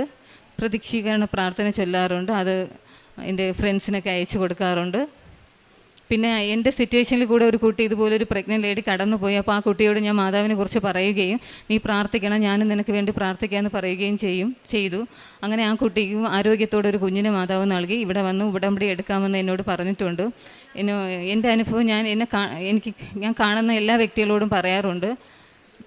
പിന്നെ പത്രം കൊടുക്കുമ്പോൾ ഒരുപാട് പേര് അത് വേണ്ടെന്ന് നിരസ്കരിക്കാറുണ്ട്. എനിക്ക് അവരെ ഓർത്ത് സങ്കടമാണ്. കാരണം മാതാവിനെ അറിയാനുള്ളൊരു ഭാഗ്യം അവർക്കില്ല. ഞാൻ എപ്പോഴും പത്രം കൊടുക്കുമ്പോൾ ഞാൻ പ്രാർത്ഥിക്കും, ഈശ്വരാ ഇത് അർഹതപ്പെട്ടവരെ കയ്യിൽ തന്നെ കൊണ്ട് എത്തിക്കണമേ, വേണ്ടാത്തവർക്ക് ഒരിക്കലും ഇത് അവർ തിരിച്ചെൻ്റെ കയ്യിൽ തന്നെ ഏൽപ്പിക്കണേ. കാരണം അവർ വാങ്ങിച്ചു വെച്ചിട്ട് എവിടെ കൊണ്ട് കളയുന്നേക്കാളും അത് തിരിച്ചെൻ്റെ കയ്യിൽ തന്നെ കിട്ടുന്നതാണ് നല്ലത്. ആവശ്യമുള്ളവർക്കാണ് ദൈവത്തിനെ കൊണ്ട് ഉപയോഗം. അങ്ങനെ എൻ്റെ ഈശോയ്ക്കും മാതാവിനും ഈശോമിശിഹായ്ക്ക് സ്തുതിയായിരിക്കട്ടെ. ഈശോപ്പയ്ക്കും അമ്മ മാതാവിനും ഞാൻ കോടാനുകൂടി നന്ദി പറഞ്ഞുകൊണ്ട് ഞാൻ എൻ്റെ സാക്ഷ്യം പറയുകയാണ്. എൻ്റെ പേര് ആൻലിയ. ഞാൻ ആലുവ ചുണങ്ങവേലി സെൻറ്റ് ജോസഫ് ഇടവകയിൽ നിന്ന് വരുന്നു. 2023 ഞാൻ ജർമ്മൻ പഠിക്കാനായിട്ട് തുടങ്ങിയത്. പഠിച്ച് A1 മുതൽ B2 വരെ എനിക്ക് ഭയങ്കര പാടായിരുന്നു സബ്ജക്റ്റ്. എനിക്ക് ഭയങ്കര ബുദ്ധിമുട്ടായിരുന്നു പഠിച്ചു തീർക്കാനും. ഇപ്പോൾ ഗ്രാമർ ആണെങ്കിലും എന്താണെങ്കിലും എനിക്ക് പുതിയത് പഠിക്കുമ്പോൾ എനിക്ക് പാടായി വന്നുകൊണ്ടിരിക്കണമായിരുന്നു. പക്ഷെ അപ്പോഴൊന്നും എനിക്ക് കൃപാസനത്തെ പറ്റിയോ മാതാവിനെ പറ്റിയോ ഒന്നും അറിയത്തില്ലായിരുന്നു. എൻ്റെ അമ്മ ഉടമ്പടി എടുത്തൊരു വ്യക്തിയാണ്. അമ്മ പ്രാർത്ഥിക്കുന്നതും കാലത്തും രാത്രിയൊക്കെ പ്രാർത്ഥിക്കുന്നത് കാണുന്നുണ്ടെങ്കിലും പക്ഷേ ഞാനത് കൂടുതൽ ഒന്നും ശ്രദ്ധിക്കുകയോ അതിനെപ്പറ്റി ഒന്നും ചെയ്യാറുണ്ടായിരുന്നില്ല. അങ്ങനെ B2 എക്സാം എഴുതാനായിട്ട് ഞാൻ 2024 സെപ്റ്റംബറിൽ ഞാൻ ഡേറ്റ് എടുത്തു. 2024 സെപ്റ്റംബർ ഞാൻ ഡേറ്റ് എടുത്തു. ഞാൻ ആദ്യം 2 മൊഡ്യൂളാണ് എഴുതിയത്. പഠിച്ചതുകൊണ്ടും കിട്ടുമെന്നുള്ള വിശ്വാസം ഒക്കെ ഉള്ളതുകൊണ്ടാണ് ഞാൻ പോയി എഴുതിയത്. പക്ഷെ റിസൾട്ട് വന്നപ്പോൾ എനിക്ക് 2 മാർക്കിന് ആ 2 മൊഡ്യൂളും എൻ്റെ അടുത്തുനിന്ന് പോയി. അങ്ങനെ എക്സാം ഞാൻ ഓരോന്ന് കിട്ടാണ്ടാകുമ്പോൾ ഞാൻ ഓരോന്നും ഇത് എഴുതി 1.5 കൊല്ലം കൊണ്ട് ഞാൻ ഒരു 7 തവണയെങ്കിലും ഞാൻ എക്സാം എഴുതിയിട്ടുണ്ട്. അതും ഫുൾ മൊഡ്യൂളായിട്ടും 2 മൊഡ്യൂളായിട്ടൊക്കെ ഞാൻ കുറേ എഴുതിയിട്ടുണ്ട്. പക്ഷെ എല്ലാം ഈ നിസ്സാര മാർക്കിന് 0.5 എൻ്റെ കയ്യിൽ നിന്ന് പോകുമായിരുന്നു. അങ്ങനെ ഒരിക്കൽ എനിക്ക് ഈ വീട്ടിൽ അമ്മാമ്മയൊക്കെ വീട്ടിൽ സാക്ഷ്യം വെച്ച് എപ്പോഴും പ്രാർത്ഥിക്കുമായിരുന്നു. അപ്പോൾ ഇത് കേട്ടോണ്ടിരിക്കുന്ന സമയത്ത് ഒരിക്കൽ എനിക്ക് തോന്നിയൊരു തോന്നലായിരുന്നു, ഞാനും പോയി ഒന്ന് ഉടമ്പടി എടുത്ത് നോക്കാം. എല്ലാവരും എടുക്കണുണ്ടല്ലോ, വീട്ടിൽ എൻ്റെ ഫാമിലി ഫുൾ ഉടമ്പടി എടുത്തിട്ടുണ്ട്, കസിൻസ് ആണെങ്കിലും എല്ലാവരും. അപ്പോൾ പിന്നെ ഞാനും ഒന്ന് എടുത്ത് നോക്കാമെന്ന് വിചാരിച്ച് ഞാൻ വന്ന് എടുത്തതാണ്. അപ്പോൾ എനിക്ക് ഈ പറഞ്ഞ വേറെ വിശ്വാസ കാര്യങ്ങളോ അതൊന്നുകൊണ്ടൊന്നുമല്ല, എനിക്ക് ജർമ്മൻ പാസ്സാവണം അതുള്ളായിരുന്നു. വന്നു ഞാൻ ഉടമ്പടി എടുത്തതുകൊണ്ട് ഞാൻ പിറ്റേ മാസം തന്നെ ഞാൻ എക്സാമിന് ഡേറ്റ് എടുത്തു. എക്സാം എഴുതി. പക്ഷെ അതും എനിക്ക് കിട്ടിയില്ല. അപ്പോൾ ഞാൻ ആലോചിച്ച് ഉടമ്പടി എടുത്ത് പിന്നെന്താ കിട്ടാത്തത് എന്നുള്ള തോന്നലായിരുന്നു എനിക്ക്. ഞാനപ്പോൾ എക്സാമിന് പോയപ്പോഴൊന്നും എൻ്റെ ഈ ഉപ്പോ കാര്യങ്ങളോ ഒന്നും ഞാൻ ഉപയോഗിച്ചിട്ടുണ്ടായിരുന്നില്ല. ഞാൻ അവരെന്ത് വിചാരിക്കും എന്ന് വിചാരിച്ചാണ് ഞാൻ ഒന്നും യൂസ് ചെയ്തിട്ടുണ്ടായിരുന്നില്ല. അപ്പോൾ പിന്നെ എനിക്ക് മനസ്സിലായി അത് എൻ്റെ ഭാഗത്ത് മിസ്റ്റേക്കാണ് എന്ന് മനസ്സിലായി. കാരണം എല്ലാം ഈ അടുത്ത് വരെ എത്തിയിട്ടും എല്ലാം എനിക്ക് 0.5 ലാസ്റ്റ് എഴുതിയത് എൻ്റെ കയ്യിൽ നിന്ന് പോയത്. പിന്നെ എനിക്ക് മനസ്സിലായി അത് എൻ്റെ ഭാഗത്തുനിന്ന് മിസ്റ്റേക്കാണ് എന്ന് മനസ്സിലായിട്ട് ഞാൻ പിന്നെ 2ാമതും ഡേറ്റ് എടുക്കാൻ തീരുമാനിച്ച്. ആ ഡേറ്റ് എടുക്കണേക്ക് മുന്നേ ഞാനിവിടെ വന്ന് ഉടമ്പടി 2ാമത് ഞാൻ എൻ്റെ പുതുക്കി. 2025 ഒക്ടോബറിൽ ഞാൻ എൻ്റെ ഉടമ്പടി പുതുക്കി ഞാൻ പ്രാർത്ഥിച്ച്. അന്ന് അമ്മയ്ക്കായിരുന്നു മാതാവിനെ എടുക്കാൻ കിട്ടിയത്. അപ്പോൾ എനിക്ക് ഭയങ്കര സന്തോഷമായി, അമ്മയ്ക്ക് കിട്ടിയല്ലോ, എനിക്ക് കിട്ടണേന്ന് പ്രാർത്ഥിച്ച് വന്നത് പക്ഷെ അമ്മയ്ക്ക് കിട്ടിയല്ലോ എന്നായി. ഞാൻ എന്നിട്ട് അമ്മയുടെ കൂടെ ഇവിടെ വന്ന് ഞാൻ കുറേ നേരം ഇരുന്ന് പ്രാർത്ഥിച്ച്. ഞാനിവിടെ നിന്ന് കുറേ നേരം കരഞ്ഞ് ഞാൻ പ്രാർത്ഥിച്ച്. ഇത്രയും നാൾ ഞാൻ എഴുതി, എനിക്ക് കിട്ടണില്ല. എൻ്റെ കൂടെ പഠിച്ചവരൊക്കെ പോയി തുടങ്ങി, അവരൊക്കെ എക്സാം പെട്ടെന്ന് പാസ്സായി കയറിപ്പോകാൻ കണ്ടപ്പോൾ എനിക്കാകെ വിഷമമായി തുടങ്ങി. ഞാൻ ഒരെണ്ണം പോലും പാസ്സാവണില്ല എന്ന് കണ്ടപ്പോൾ എനിക്കങ്ങനെ ഞാൻ എന്ത് ചെയ്താലും മൊത്തത്തിൽ തടസ്സവും കാര്യങ്ങളൊക്കെ ആയിരുന്നു ഇവിടെ. പിന്നെ ഞാൻ ഡെയിലി കാലത്തും രാത്രിയൊക്കെ ഫുൾ ടൈം ഞാൻ പ്രാർത്ഥിക്കാൻ തുടങ്ങി. പ്രാർത്ഥനയിൽ ഞാൻ കൂടുതൽ കോൺസെൻട്രേറ്റ് ചെയ്യാൻ തുടങ്ങി. എന്നെ കൂടുതൽ ഈ പ്രാർത്ഥിക്കുന്നതോറും എന്നെ കൂടുതൽ ഈശോയിലേക്കും മാതാവിലേക്കും അടുപ്പിക്കുകയേ ചെയ്തിട്ടുള്ളൂ. ഞാൻ കുറേ നേരം ഇരുന്ന് ബൈബിൾ വായിക്കുമായിരുന്നു. ബൈബിൾ വായിക്കും തോറും എനിക്ക് നമ്മൾ സ്റ്റോറിയൊക്കെ വായിക്കുന്ന പോലെ ഞാൻ ബൈബിൾ വായിച്ചുകൊണ്ടിരുന്നത്. എനിക്ക് ഭയങ്കര ഇൻട്രസ്റ്റ് ആയിരുന്നു വായിക്കാനായിട്ട്. അങ്ങനെ ഇരിക്കെ ഞാൻ ഒക്ടോബർ 10 എനിക്ക് എക്സാമിന് ഡേറ്റ് കിട്ടി. എക്സാം ഞാൻ പോയി അറ്റൻഡ് ചെയ്തു. എനിക്ക് നല്ല പാടായിരുന്നു. അറ്റൻഡ് ചെയ്യാൻ പോയപ്പോൾ ഞാൻ കയറുന്നതിന് മുന്നേ എൻ്റെ കയ്യിലുണ്ട് ഉപ്പ് ഞാൻ ഹാളിൻ്റെ മുന്നിലിട്ടായിരുന്നു. കയറുന്നതിന് മുന്നേ ഞാൻ നമ്മൾ മാതാവിനോട് പ്രാർത്ഥിക്കുമല്ലോ, മാതാവേ എനിക്ക് എന്തെങ്കിലുമൊക്കെ ഒരു അടയാളം കാണിച്ചു തന്നെ എന്ന് ഞാൻ പ്രാർത്ഥിച്ച് ഞാൻ കയറിയത്. ഞാൻ വാതിലുറന്ന് അകത്തോട്ട് കയറിയപ്പോൾ എന്നെ സീറ്റിൽ കൊണ്ടുവന്ന് നിർത്തിയത് ഒരു ഗ്രേ കളർ ഷർട്ട് ഇട്ടൊരു ചേട്ടനാണ്. എന്നെ കൊണ്ടുവന്ന് നിർത്തിയത് ഫ്രണ്ടിൽ നിന്നും ബാക്കിൽ നിന്നും നമ്മൾ നോക്കുകയാണെങ്കിൽ എൻ്റെ ബെഞ്ചിൻ്റെ നമ്പർ 7 ആണ്. അപ്പോൾ എനിക്ക് ഭയങ്കര കോൺഫിഡൻസ് ആയി. ഞാൻ നോക്കുമ്പോൾ എവിടെ നിന്ന് നോക്കിയാലും ഞാൻ 7ാമത്തുള്ള നമ്പറിൽ ഞാനായിരിക്കുന്നത്. എന്നെ കൊണ്ടുപോയി ഇരുത്തിയത് ഒരു ഗ്രേ കളർ ഷർട്ട് ഇട്ട് ചേട്ടനാണ്. അപ്പോൾ എനിക്ക് ഉറപ്പായി ഈ എക്സാം മാതാവ് എൻ്റെ കൂടെ ഉണ്ട്, പേടിക്കണ്ട എന്നെനിക്ക് ഉറപ്പായി. പക്ഷേ എക്സാം തുടങ്ങിയപ്പോൾ അത് എനിക്ക് ഭയങ്കര പാടായിരുന്നു എക്സാം. ഞാൻ ഇത്രയും നാൾ എഴുതിയതിൽ വെച്ചിട്ട് ഏറ്റവും ടഫായിട്ടുള്ളൊരു എക്സാമായിരുന്നു ഞാൻ എഴുതിയത്. ഞാൻ വിചാരിച്ചു ഇതും പോയി എന്ന് വിചാരിച്ചു. കാരണം ഒന്നും എനിക്ക് എഴുതാൻ പറ്റിയില്ല. ഈ റൈറ്റിംഗ് ആണെങ്കിലും സ്പീക്കിംഗ് ഒക്കെ ആണെങ്കിലും പേടിച്ചിട്ടുകൊണ്ട് കുറേയൊക്കെ ഞാൻ എൻ്റെ ഭാഗത്തുനിന്ന് തെറ്റ് വന്നിട്ടുണ്ട്. ഈ റീഡിങ്ങും ഹിയറിങ്ങും ഒക്കെ എനിക്ക് ഭയങ്കര പാടായിരുന്നു. ഞാൻ ഇപ്പോൾ ഇറങ്ങിയപ്പോൾ അമ്മയടുത്ത് പറഞ്ഞായിരുന്നു, അമ്മ കിട്ടാൻ ചാൻസ് ഇല്ല, നല്ല പാടായിരുന്നു എക്സാം, ഇത്രയും നാൾ എഴുതിയിൽ വെച്ചിട്ടുള്ള ഏറ്റവും പാടുള്ള എക്സാമായിരുന്നു ഇതെന്ന് പറഞ്ഞു. അങ്ങനെ അതും കഴിഞ്ഞ് നവംബറിൽ ഞാൻ ഒരു ചൊവ്വാഴ്ച ഞാൻ ഇരിക്കുന്ന സമയത്ത് ഇവിടെ ധ്യാനം നടക്കുക. ധ്യാനത്തിന് ഏറ്റവും അവസാനം ഒരു 1 മണി 1:15 ആ ഒരു സമയമായപ്പോൾ ആരാധനയുടെ സമയമായപ്പോഴേക്കും എനിക്ക് ഫോണിലേക്ക് നോട്ടിഫിക്കേഷൻ വന്നേക്കണേ എൻ്റെ റിസൾട്ട് വന്നെന്നുള്ളത്. ഞാൻ എടുത്തു നോക്കിയപ്പോൾ ഈ 1.5 കൊല്ലം കൊണ്ട് ഞാൻ പഠിച്ച് പാസ്സാവാത്തതും ഞാൻ ഉഴപ്പി നടന്ന് തോറ്റുപോയതിലൊക്കെ നല്ല മാർക്കോടെയാണ് ഞാൻ പാസ്സായത് എക്സാം. അപ്പോൾ എനിക്ക് എന്ത് ചെയ്യണമെന്ന് അറിയാൻ മേലായിരുന്നു. ആ ഒരു സമയത്ത് ഒരു വല്ലാത്തൊരു അവസ്ഥയിലായിരുന്നു ഞാൻ നിന്നത് എക്സാം പാസ്സായത് കണ്ടപ്പോൾ.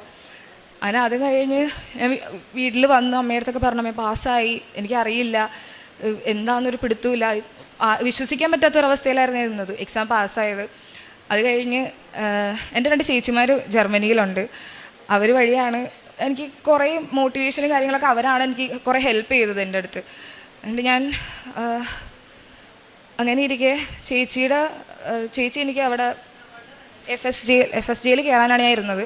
അപ്പോൾ ചേച്ചിയുടെ വേക്കൻസിയിൽ എനിക്ക് കയറാൻ പ്ലേസ് ഉണ്ടെന്ന് പറഞ്ഞുകൊണ്ട് ചേച്ചി ഒരു ദിവസം എന്നെ വിളിച്ച്.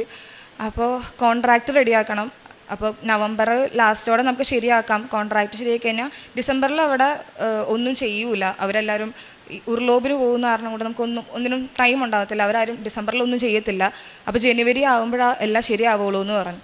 ഞാൻ ഓക്കെ ജനുവരിയിലായാൽ മതിയെന്ന് പറഞ്ഞു. ഡിസംബർ ഫുൾ ഞാനിരുന്ന് പ്രാർത്ഥിക്കുകയായിരുന്നു, എനിക്ക് എങ്ങനെയെങ്കിലും എത്രയും പെട്ടെന്നൊന്ന് കയറിപ്പോകാനായിട്ട് ഒന്ന് ശരിയാക്കണേ എന്ന് വിചാരിച്ച് ഞാൻ എപ്പോഴും പ്രാർത്ഥിക്കുകയായിരുന്നു.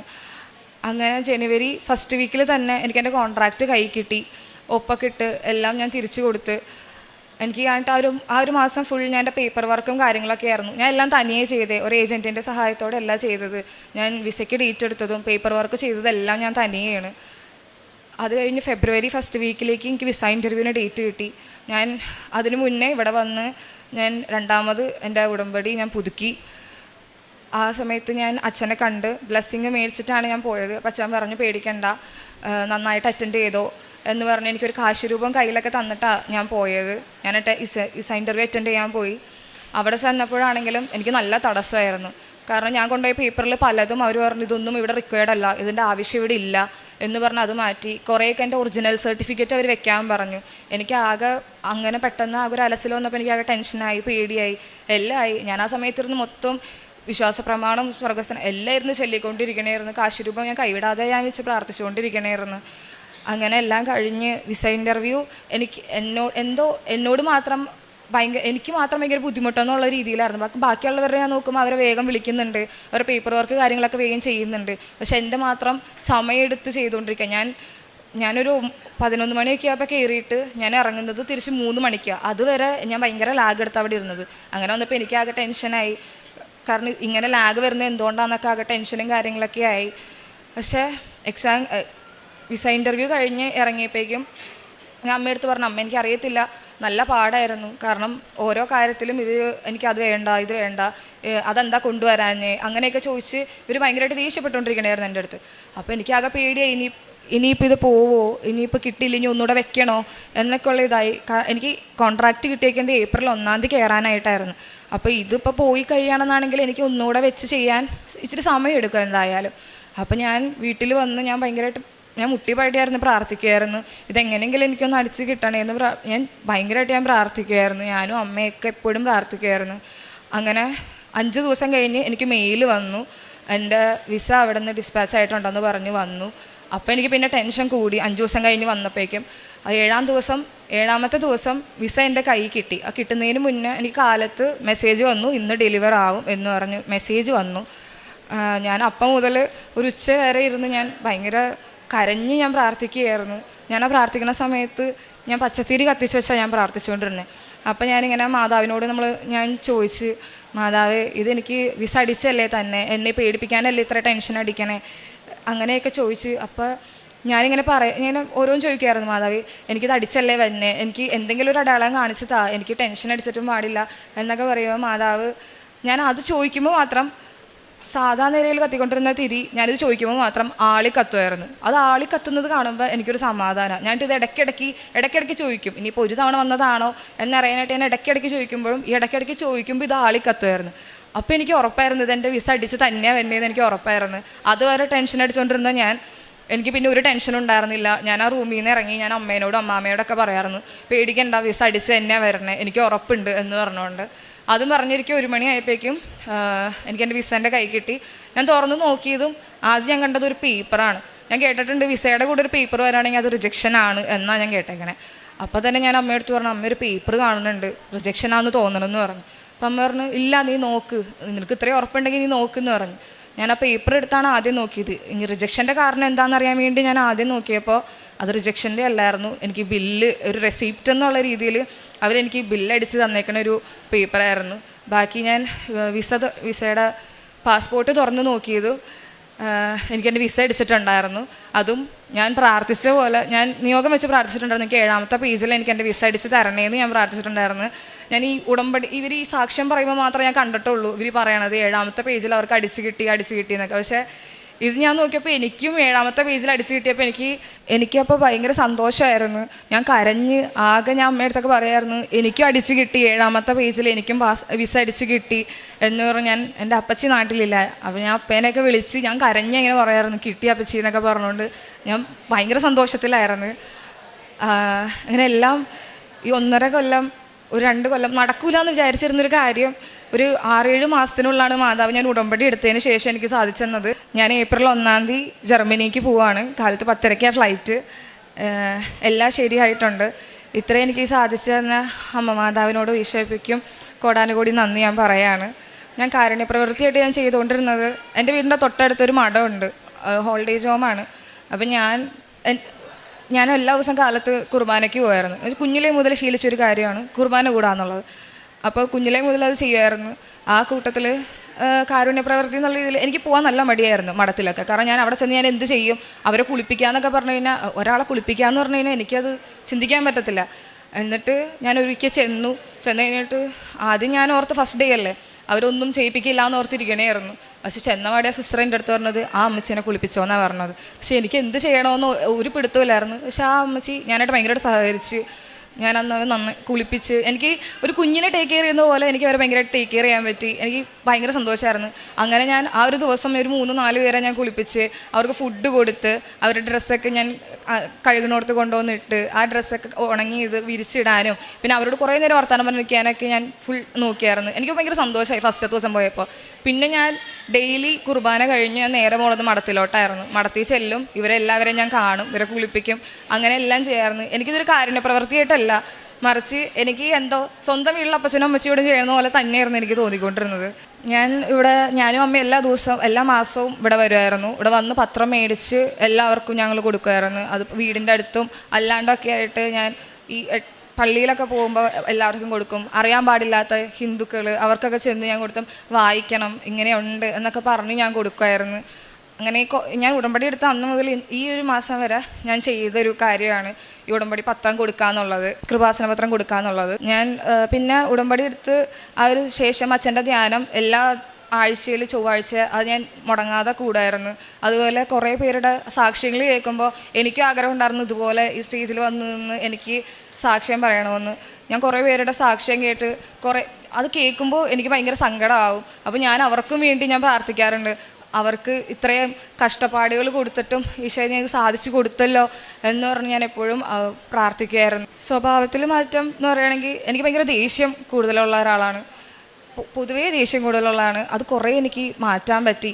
പിന്നെ ഭക്തി, എനിക്ക് പള്ളിയിൽ പോയി കുർബാന കാണും എന്നല്ലാണ്ട് എനിക്ക് ഒന്നും വലിയ ധാരണ ഉണ്ടായിരുന്നില്ല. പക്ഷെ ഇപ്പോൾ എന്ന് പറയുന്നത് എനിക്ക് ഒരാളോട് ഞാൻ എപ്പോഴും തുറന്നടിച്ച് ഞാൻ പറയും, പ്രാർത്ഥിച്ചാൽ കിട്ടാത്തതായിട്ട് ഒന്നുമില്ല, ഈശോയോടും മാതാവിനോടും പറഞ്ഞാൽ കിട്ടാതായിട്ട് ഒന്നുമില്ല, അനുഭവം കൊണ്ട് പറയുന്നതെന്ന് പറയും. അങ്ങനെ കുറേ മാറ്റങ്ങൾ ചെയ്തു. പരിശുദ്ധ അമ്മ മാതാവിനും തിരുക്കുമാരനും ഞാനും എൻ്റെ കുടുംബം മുഴുവൻ നന്ദി പറയുന്നു. എൻ്റെ പേര് ജിൻസി, ഇതെൻ്റെ ഭർത്താവ് ജോഷി, ഇതെൻ്റെ മൂത്ത മകൻ ജോൺ, ഇത് ജെറോം. 13/3/2021 ഞാൻ ആദ്യമായിട്ട് ഉടമ്പടി എടുത്തത്. അതിനു മുമ്പ് 1 മാസം മുമ്പ് ഓൺലൈനായിട്ട് ഞാൻ ഉടമ്പടി എടുത്തിരുന്നു. അത് കഴിഞ്ഞ ശേഷം ഞാൻ കൃപാസനെ കുറിച്ച് ആദ്യമായി കേട്ടത് എൻ്റെ അടുത്തുള്ളൊരു ലാറ്റിൻ ചർച്ചിൽ നിന്ന് ഒരു ബസ് പോകുന്നത് അറിഞ്ഞിട്ടാണ്. പക്ഷെ അന്ന് എനിക്ക് വരാൻ സാധിച്ചിരുന്നില്ല. എങ്കിലും മറ്റുള്ളവരിൽ നിന്ന് ഞാൻ ഉടമ്പടിയെക്കുറിച്ച് അറിഞ്ഞു. അപ്പോൾ ആദ്യമായിട്ട് ഞാൻ അറിഞ്ഞതെന്ന് വെച്ചാൽ 6 നിയോഗങ്ങൾ നമ്മൾക്ക് വെച്ച് കഴിഞ്ഞാൽ പെട്ടെന്ന് അത് സാധിച്ചു കിട്ടും എന്നാണ് എന്നെ സ്ട്രൈക്ക് ചെയ്തൊരു കാര്യം. അങ്ങനെ ഞാനും തീരുമാനിച്ചു ഉടമ്പടി എടുക്കാം. അങ്ങനെ അത് കഴിഞ്ഞ് ഡീറ്റെയിൽ ആയിട്ട് അന്വേഷിച്ച് നോക്കിയപ്പോൾ 6 നിബന്ധനകൾ ഉണ്ടെന്ന് മനസ്സിലായി. അപ്പോൾ അത് കേട്ടപ്പോൾ എനിക്ക് പേടിയായി. ഇത് ചിലപ്പോൾ എന്നെക്കൊണ്ട് പറ്റിയില്ലെങ്കിലോ എന്ന് വെച്ചിട്ട് ഞാൻ കുറച്ച് നാളത് ഇങ്ങനെ ഉടമ്പടി എടുക്കാതിരുന്നു. അതിനുശേഷം ഞാൻ വീണ്ടും പ്രാർത്ഥിച്ചു. ഇപ്പോൾ വീട്ടിലെ സാഹചര്യങ്ങളൊക്കെ ഇത്തിരി പ്രതികൂലമായപ്പോൾ ഉടമ്പടി അല്ലാതെ മറ്റു വഴിയില്ലെന്ന് എനിക്ക് മനസ്സിലായി. അങ്ങനെ ഞാൻ ഈശോയോട് പ്രാർത്ഥിച്ചു. അപ്പോൾ എനിക്ക് പ്രാർത്ഥിക്കുന്ന സമയത്ത് ഇങ്ങനെ വചനങ്ങളൊക്കെ കിട്ടാറുണ്ടായിരുന്നു. അങ്ങനെ ഞാൻ പ്രാർത്ഥിച്ച സമയത്ത് എനിക്ക് കിട്ടിയൊരു വചനമാണ് യോഹന്നാൻ 2-ാം അധ്യായം 5-ാമത്തെ വാക്യം. അപ്പം ഞാനത് വായിച്ചു നോക്കി. അപ്പോൾ എനിക്കൊന്നും മനസ്സിലായില്ല. അപ്പോൾ അതിൽ പറഞ്ഞിരിക്കുന്നത് പരിശുദ്ധ അമ്മ പരിചാരകരോട് പറഞ്ഞു, നിങ്ങൾ ഈശോ പറയുന്നത് നിങ്ങൾ ചെയ്യുവിൻ എന്ന് പറഞ്ഞു. അപ്പോൾ എനിക്ക് ഒന്നും മനസ്സിലായില്ല. ഞാൻ വീണ്ടും വായിച്ചു നോക്കി, അധ്യായം മുഴുവൻ വായിച്ചു.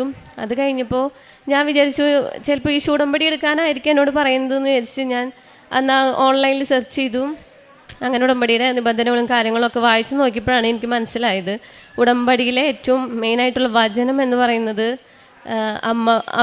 ഈശോ പറയുന്നത് പോലെ ചെയ്യാനാണെന്ന്. അപ്പോൾ എനിക്ക് ധൈര്യമായി. അങ്ങനെ ഞാൻ ഉടമ്പടി എടുത്ത് പിറ്റേ മാസം ഇവിടെ വന്ന് തീർത്ഥാടന ഉടമ്പടി എടുത്തു. അതിനുശേഷം ഞങ്ങൾ പ്രാർത്ഥനകളൊക്കെ ആരംഭിച്ചു. എല്ലാം നല്ലപോലെ ചെയ്തു. അപ്പോൾ ആ സമയത്ത് എൻ്റെ ഹസ്ബൻഡിനെന്ന് വെച്ചിട്ടുണ്ടെങ്കിൽ ഒരു 10-20 വർഷത്തോളമായി ആൾക്ക് അലർജി രോഗം ഉണ്ടായിരുന്നു. അലർജി എന്ന് വെച്ചിട്ടുണ്ടെങ്കിൽ തുമ്മലും ജലദോഷം, ഡെയിലി എല്ലാ സമയവും ജലദോഷമായിരുന്നു. ഒരു വ്യത്യാസം, കുറേ മരുന്നുകളൊക്കെ കഴിച്ചെങ്കിലും ഒരു വ്യത്യാസം ഉണ്ടായിരുന്നില്ല. അപ്പോൾ സ്ഥിരമായിട്ട് നെയ്സൽ ഡ്രോപ്പ് ആൾ ഉപയോഗിക്കുമായിരുന്നു. അപ്പോൾ അങ്ങനെ നെയ്സൽ ഡ്രോപ്പ് ഉപയോഗിച്ച് അവസാനം ആൾക്ക് മൂക്കിൽ നിന്ന് ബ്ലഡ് വരെ വന്നു തുടങ്ങി. അങ്ങനെ ഞാൻ ഉടമ്പടി എടുത്തതിന് ശേഷം എല്ലാ ദിവസവും ഞങ്ങൾ പ്രാർത്ഥനയ്ക്ക് ശേഷം അത് മൂക്കിൽ പുരട്ടി പ്രാർത്ഥിച്ചിരുന്നു. അങ്ങനെ പ്രാർത്ഥിച്ചൊരു 2 ആഴ്ചത്തോളം കഴിഞ്ഞപ്പോഴേക്കും ആ അസ്വസ്ഥതകളൊക്കെ മാറി തുടങ്ങി. അപ്പോൾ ഞങ്ങൾക്കത് മനസ്സിലായിരുന്നില്ല. പിന്നെ പെട്ടെന്നൊരു ദിവസം ചോദിച്ചപ്പോൾ ആളും ഇങ്ങനെ നോക്കുന്ന മാറിയല്ലോ എന്ന്. അങ്ങനെ അത് പിന്നെ പൂർണ്ണമായിട്ട് അതിന് സൗഖ്യം ലഭിച്ചു. പിന്നീട് ഒരിക്കലും അത് വന്നിട്ടില്ല. പിന്നീട് രണ്ടാമതായിട്ടെന്ന് വെച്ചിട്ടുണ്ടെങ്കിൽ ഞങ്ങളുടെ ജീവിതം തന്നെ മാറ്റിമറിക്കുന്നൊരു സംഭവമായിരുന്നു. അതായത് ഞാൻ ഒരു 6 മാസം പ്രഗ്നൻ്റ് ആയിട്ടിരിക്കുന്ന സമയത്ത് എൻ്റെ ഹസ്ബൻഡിന് ഒരു ആക്സിഡൻറ്റ് സംഭവിച്ചു. ഞങ്ങൾ തൃശ്ശൂർ കൊടുങ്ങല്ലൂർ റൂട്ടിൽ കോമ്പാറ എന്ന് പറഞ്ഞ സ്ഥലത്ത് വെച്ചായിരുന്നു ആക്സിഡൻറ്റ് പറ്റിയിരുന്നത്. അപ്പോൾ ആളെ സ്കൂട്ടറിൽ ജോലി കഴിഞ്ഞ് വരികയായിരുന്നു. വരുന്ന സമയത്ത് ഒരു പിക്കപ്പ് വാൻ വന്ന് ഇടിച്ചു. അവിടുന്ന് കോമ്പാറ എന്ന് പറഞ്ഞ സ്ഥലത്താണ്. അപ്പോൾ ഇവിടെ തൊട്ടടുത്ത് കോപ്പറേറ്റീവ് ഹോസ്പിറ്റലുണ്ട്. അപ്പോൾ ഇടിച്ച വണ്ടിക്കാരൻ ആളെ ഹോസ്പിറ്റലിലൊക്കെ ആക്കി. അപ്പോൾ ഞാനൊരു 7 മണി സമയത്ത് വിളിച്ചപ്പോൾ ആൾ ജോലി കഴിഞ്ഞ് ഇറങ്ങാമെന്ന് പറഞ്ഞു. അപ്പോൾ മാക്സിമം ഒരു 8 മണിക്ക് വീട്ടിലെത്തേണ്ട ആളായിരുന്നു. ഒരു 8:30 ആയിട്ടും ഞാൻ വിളിച്ചു, കോളൊന്നും എടുക്കുന്നില്ല ആരും. അങ്ങനെ ഒരു ഏകദേശം ഒരു 9 മണി കഴിഞ്ഞ സമയത്ത് ഒരു ആൾ കോൾ അറ്റൻഡ് ചെയ്തു. അപ്പോൾ എന്നോട് പറഞ്ഞു, മോൾ ആരാ വിളിക്കണേന്ന് ചോദിച്ചു. അപ്പോൾ ഞാൻ പറഞ്ഞു വൈഫാണ്. ഞാൻ ചോദിച്ചു ചേട്ടൻ്റെ ഫോണല്ലേ ഇത്, നിങ്ങൾ ആരാന്ന് ചോദിച്ചപ്പോൾ പറഞ്ഞു കോപ്പറേറ്റീവ് ഹോസ്പിറ്റലിലെ PRO ആണ് സംസാരിക്കുന്നത് പറഞ്ഞു. അപ്പം ഞാൻ പെട്ടെന്ന് പേടിച്ചു. അപ്പോൾ എന്നോട് ചോദിച്ചു, മോള് പേടിക്കൊന്നും വേണ്ട, ചേട്ടനൊരു പതുക്കെ ഒരു ചെറിയൊരു ആക്സിഡൻറ്റ് പറ്റിയതാണ്, വണ്ടിയൊന്നും മറിഞ്ഞു, വേറെ കുഴപ്പമൊന്നുമില്ല, ആളിപ്പോൾ ഹോസ്പിറ്റലുണ്ട്, മോള് വീട്ടിൽ ആരെങ്കിലും ഉണ്ടെങ്കിൽ വരാൻ പറഞ്ഞാൽ മതി എന്ന് പറഞ്ഞു. ആ സമയത്ത് പെട്ടെന്ന് എനിക്ക് ടെൻഷൻ വന്നെങ്കിലും എൻ്റെ മനസ്സിൽ വന്നൊരു ചിത്രം എന്ന് പറയുന്നത് ആളൊരു കല്ലിൽ തട്ടിയിട്ട് വണ്ടി മറിഞ്ഞു കിടക്കുന്ന ഒരു ചിത്രമാണ് എൻ്റെ മനസ്സിൽ വന്നത്. അപ്പോൾ വേറെ വണ്ടി ഇടിച്ചതാണെന്നോ ഒന്നും എൻ്റെ മനസ്സിൽ വന്നില്ല. അപ്പോൾ എനിക്ക് പേടി ഉണ്ടായിരുന്നെങ്കിൽ പോലും എൻ്റെ ഉള്ളിൽ ടെൻഷനില്ല. അപ്പോൾ ഞാൻ മാതാവിൻ്റെ ലോക്കറ്റ് പിടിച്ചിരുന്ന് കരയുന്നുണ്ട്. അപ്പോൾ എനിക്ക് പേടിക്കേണ്ട ഒരു ഇതിൽ മാതാവ് എനിക്ക് വരുത്തിയില്ല. അപ്പോൾ ഞാൻ വളരെ കൂളായിട്ട് ഇങ്ങനെ കരയുന്നുണ്ടെങ്കിലും എൻ്റെ ഉള്ളിൽ ഭയങ്കര ഒരു ധൈര്യം മാതാവ് തന്ന സമയത്ത്. അങ്ങനെ ആൾ പറഞ്ഞു വീട്ടിൽ ആരെങ്കിലും ഉണ്ടെങ്കിൽ അവരുടെ കയ്യിൽ ഫോൺ കൊടുക്കാൻ പറഞ്ഞു. അപ്പോൾ എൻ്റെ അമ്മ ഉണ്ടായിരുന്നു, അമ്മയുടെ കയ്യിൽ ഫോൺ കൊടുത്തു. അപ്പോൾ അമ്മേനോട് ആൾ ഡീറ്റെയിൽ ആയിട്ട് പറഞ്ഞു ആളുടെ അവസ്ഥ വളരെ മോശമാണ്, എത്രയും പെട്ടെന്ന് നിങ്ങൾ ആരെങ്കിലും അവിടെ നിന്ന് അയക്കണം എന്ന് പറഞ്ഞു. അങ്ങനെ അമ്മ ആകെ പേടിച്ചു. പക്ഷെ അമ്മയ്ക്ക് പേടി എന്നെ കാണിക്കാനും പറ്റില്ല. അമ്മ വേഗം പേടിച്ചിട്ട് എന്നോട് തന്നെ പറഞ്ഞു, അമ്മ മോള് ഒരു കാര്യം ആരെങ്കിലുമൊക്കെ വിളിച്ച് പറയുമെന്ന് പറഞ്ഞു. അപ്പം അങ്ങനെ ഞാൻ എൻ്റെ ചേച്ചിയുടെ ഹസ്ബൻഡിനെയും ചേട്ടൻ്റെ അനിയനൊക്കെ വിളിച്ച് പറഞ്ഞു. അങ്ങനെ അവർ അവിടെ എത്തിയപ്പോൾ ആളുടെ അവസ്ഥ എന്ന് പറഞ്ഞാൽ MRI CT സ്കാനൊക്കെ ചെയ്തപ്പോൾ ആളുടെ തലയിൽ വെയിൻ പൊട്ടിയിട്ടുണ്ട്, നട്ടെല്ലിനും ക്ഷതങ്ങളുണ്ട്. അപ്പോൾ അവിടെ ന്യൂറോ സർജൻ ഇല്ലാത്ത കാരണം എത്ര വേഗം ഷിഫ്റ്റ് ചെയ്യാൻ പറഞ്ഞു അവർ. തൃശ്ശൂരുള്ള ഏതെങ്കിലും ഹോസ്പിറ്റലിലേക്ക് നിങ്ങൾ ഷിഫ്റ്റ് ചെയ്യാൻ പറഞ്ഞു. അങ്ങനെ ചേട്ടൻ്റെ ഒരു കൂട്ടുകാരൻ ഒരു ഡോക്ടർ ഉണ്ടായിരുന്നു. അപ്പോൾ ആളുടെ നിർദ്ദേശപ്രകാരം ഞങ്ങൾ ജൂബിലി മിഷനിലേക്ക് കൊണ്ടുപോകാമെന്ന് തീരുമാനിച്ചു. അപ്പോൾ ഇവർ സമയത്ത് എന്നെ ഒന്നും ഇവർ അറിയിച്ചിരുന്നില്ല. ഞാനിങ്ങനെ ഒരു ധൈര്യത്തിൽ മാതാവ് ഉണ്ടല്ലോ എന്നൊരു ധൈര്യത്തിൽ ഞാനങ്ങനെ പിടിച്ച് നിൽക്കുകയാണ്. അങ്ങനെ ഇവർ ജൂബിലി മിഷനിൽ കൊണ്ടുപോയി. ആ സമയത്ത് അവിടെ ന്യൂറോ സർജൻ മാത്രമേ ഉണ്ടായിരുന്നുള്ളൂ, ജൂനിയർ ഡോക്ടർ ഉണ്ടായിരുന്നുള്ളൂ. അപ്പോൾ ആ ഡോക്ടർ നോക്കിയിട്ട് പറഞ്ഞു ആൾക്ക് വലിയ സ്കോപ്പൊന്നും തോന്നുന്നില്ല, കാരണം ആളുടെ കണ്ണിലേക്ക് ടോർച്ചൊന്നും അടിച്ചിട്ടൊരു റിയാക്ഷനൊന്നും കാണുന്നില്ല ആൾക്ക്. അപ്പോൾ ഏതായാലും മെയിൻ ഡോക്ടർ നാളെ കാലത്ത് വരും, അപ്പോൾ പറയാം എന്ന് പറഞ്ഞിട്ട് അവർ വെന്റിലേറ്ററിലാക്കി. അത് കഴിഞ്ഞ് എന്നോട് എൻ്റെ ചേച്ചിക്ക് ഇവർക്കൊക്കെ പറയണമെന്നുണ്ട്, പ്രാർത്ഥിക്കാൻ പറയണമെന്നുണ്ട്, കാരണം ഞാൻ മാത്രം അന്ന് ഉടമ്പടി എടുത്തിട്ടുള്ളൂ. അപ്പോൾ ഇവർ എന്നോട് പറഞ്ഞു, ചേട്ടൻ ഉറങ്ങിയാണ്, നീ ഒരു കാര്യം ചെയ്യുക, ഉറക്കത്തിൽ നിന്ന് എനിക്കണില്ല, ഉറക്കത്തിന് തെളിയാനായിട്ട് ബോധം വരാനായിട്ടൊന്ന് പ്രാർത്ഥിക്കുമെന്ന് പറഞ്ഞു. അപ്പം ഞാൻ വിചാരിച്ചു ക്ഷീണം കൊണ്ട് ഉറങ്ങിയായിരിക്കും, രാത്രി സമയമാണല്ലോ. അപ്പോൾ അങ്ങനെ വിചാരിച്ച് ഞാൻ എന്ത് ചെയ്തു, മാതാവിൻ്റെ ലോക്കറ്റൊക്കെ പിടിച്ചിട്ട് പ്രത്യക്ഷീകരണ പ്രാർത്ഥന മാത്രമേ എനിക്ക് ചെയ്യാൻ പറ്റുന്നുണ്ടായുള്ളൂ. അപ്പോൾ അങ്ങനെ പ്രത്യക്ഷീകരണ പ്രാർത്ഥന മുഴുവൻ നേരം ചൊല്ലി. പിന്നെ തൈലുണ്ടായിരുന്നു, അപ്പോൾ അത് ഞാൻ എൻ്റെ നെറ്റിയിൽ പുരട്ടിയിട്ട് ചേട്ടൻ്റെ നെറ്റിയാണെന്ന് വിചാരിച്ചിട്ട് എൻ്റെ നെറ്റിയിൽ പുരട്ടി. എന്നിട്ട് ഞാൻ പറഞ്ഞു, എൻ്റെ മാതാവേ നാളെ കാലത്താവുമ്പോഴേക്കും എൻ്റെ ചേട്ടൻ ഓർമ്മ വരണം കേട്ടോ എന്ന് പറഞ്ഞു. ആൾ ഉറക്കത്തിൽ നിന്ന് എണീക്കണം എന്ന് പറഞ്ഞു. അങ്ങനെ അത് പറഞ്ഞിട്ട് പിന്നെ അതിൻ്റെ കൂടെ ഒരു കാര്യം കൂടി ഞാൻ കൂട്ടി പറഞ്ഞു. എന്ന് വെച്ചാൽ ഒരു സ്റ്റിച്ചിൻ്റെ പാട് പോലും ഇല്ലാണ്ട് എൻ്റെ ചേട്ടൻ രക്ഷപ്പെടണം എന്നാണ് ഞാൻ പറഞ്ഞത്. എനിക്ക് ആളെ കുറിച്ച് ഡീറ്റെയിൽ ആയിട്ടൊന്നും അറിയില്ല, ഇങ്ങനെ എത്ര വലിയ കുഴപ്പങ്ങളൊക്കെ ഉണ്ടെന്നൊന്നും അറിയില്ലായിരുന്നു. പക്ഷെ എൻ്റെ വായിൽ ആ സമയത്ത് വന്നൊരു കാര്യമാണ്, ഇങ്ങനെ ഒരു സ്റ്റിച്ചിൻ്റെ പോലും പാടില്ലാണ്ട് വന്നു കഴിഞ്ഞാൽ മാതാവിൻ്റെ അടുത്ത് ഞാൻ സാക്ഷ്യപ്പെടുത്തിക്കോളാമെന്ന്. അങ്ങനെ പറഞ്ഞ് പിറ്റേ ദിവസം കാലത്തായപ്പോൾ ആൾക്ക് ഓർമ്മ വന്നു. അപ്പോൾ ഡോക്ടർ തലേദിവസം പറഞ്ഞിട്ടുണ്ടായിരുന്നു, ഇനിയിപ്പോൾ ആൾക്ക് ഓർമ്മ കിട്ടിയാൽ തന്നെ കഴിഞ്ഞ കാര്യങ്ങളൊന്നും ഓർമ്മ ഉണ്ടാവില്ല, ഇപ്പം നടക്കുന്ന സംഭവങ്ങൾ മാത്രമേ ആൾക്ക് ഓർമ്മ ഉണ്ടാവുള്ളൂ. പിന്നെ ആൾക്ക് തലയിൽ ഒരു വെയിൻ പൊട്ടിയിട്ടുള്ളത് കാരണം തലയിലും ഓപ്പറേഷൻ വേണം, നട്ടെല്ലിന് പരിക്കുള്ളതുകൊണ്ട് അവിടെയും ഓപ്പറേഷനൊക്കെ വേണ്ടി വരും എന്ന് പറഞ്ഞിരുന്നു. അങ്ങനെ കാലത്ത് ഓർമ്മ വീണപ്പോൾ ഡോക്ടർമാർ ആളോട് ഡീറ്റെയിൽസൊക്കെ ചോദിച്ചു, പേഴ്സണൽ ഡീറ്റെയിൽസൊക്കെ ചോദിച്ചു. അപ്പോൾ ആൾ ഒരു കുഴപ്പമില്ലാണ്ട് എല്ലാ ഡീറ്റെയിൽസും ആളുടെ പറഞ്ഞു. അത് കഴിഞ്ഞിട്ട് അനീത്തിയുടെ ഹസ്ബൻഡ് അവിടെ ഉണ്ടായിരുന്നു ഹോസ്പിറ്റലിൽ. അപ്പോൾ ആളെ കാണിച്ചു കൊടുത്തപ്പോൾ ആളെയും ഐഡൻറ്റിഫൈ ചെയ്തു. അപ്പോൾ ഡോക്ടർ പറഞ്ഞു ഓർമ്മയ്ക്കൊന്നും പ്രശ്നമില്ല ആൾക്ക് എന്ന് പറഞ്ഞു. അപ്പോൾ തന്നെ ആളെ വെന്റിലേറ്ററിൽ മാറ്റി.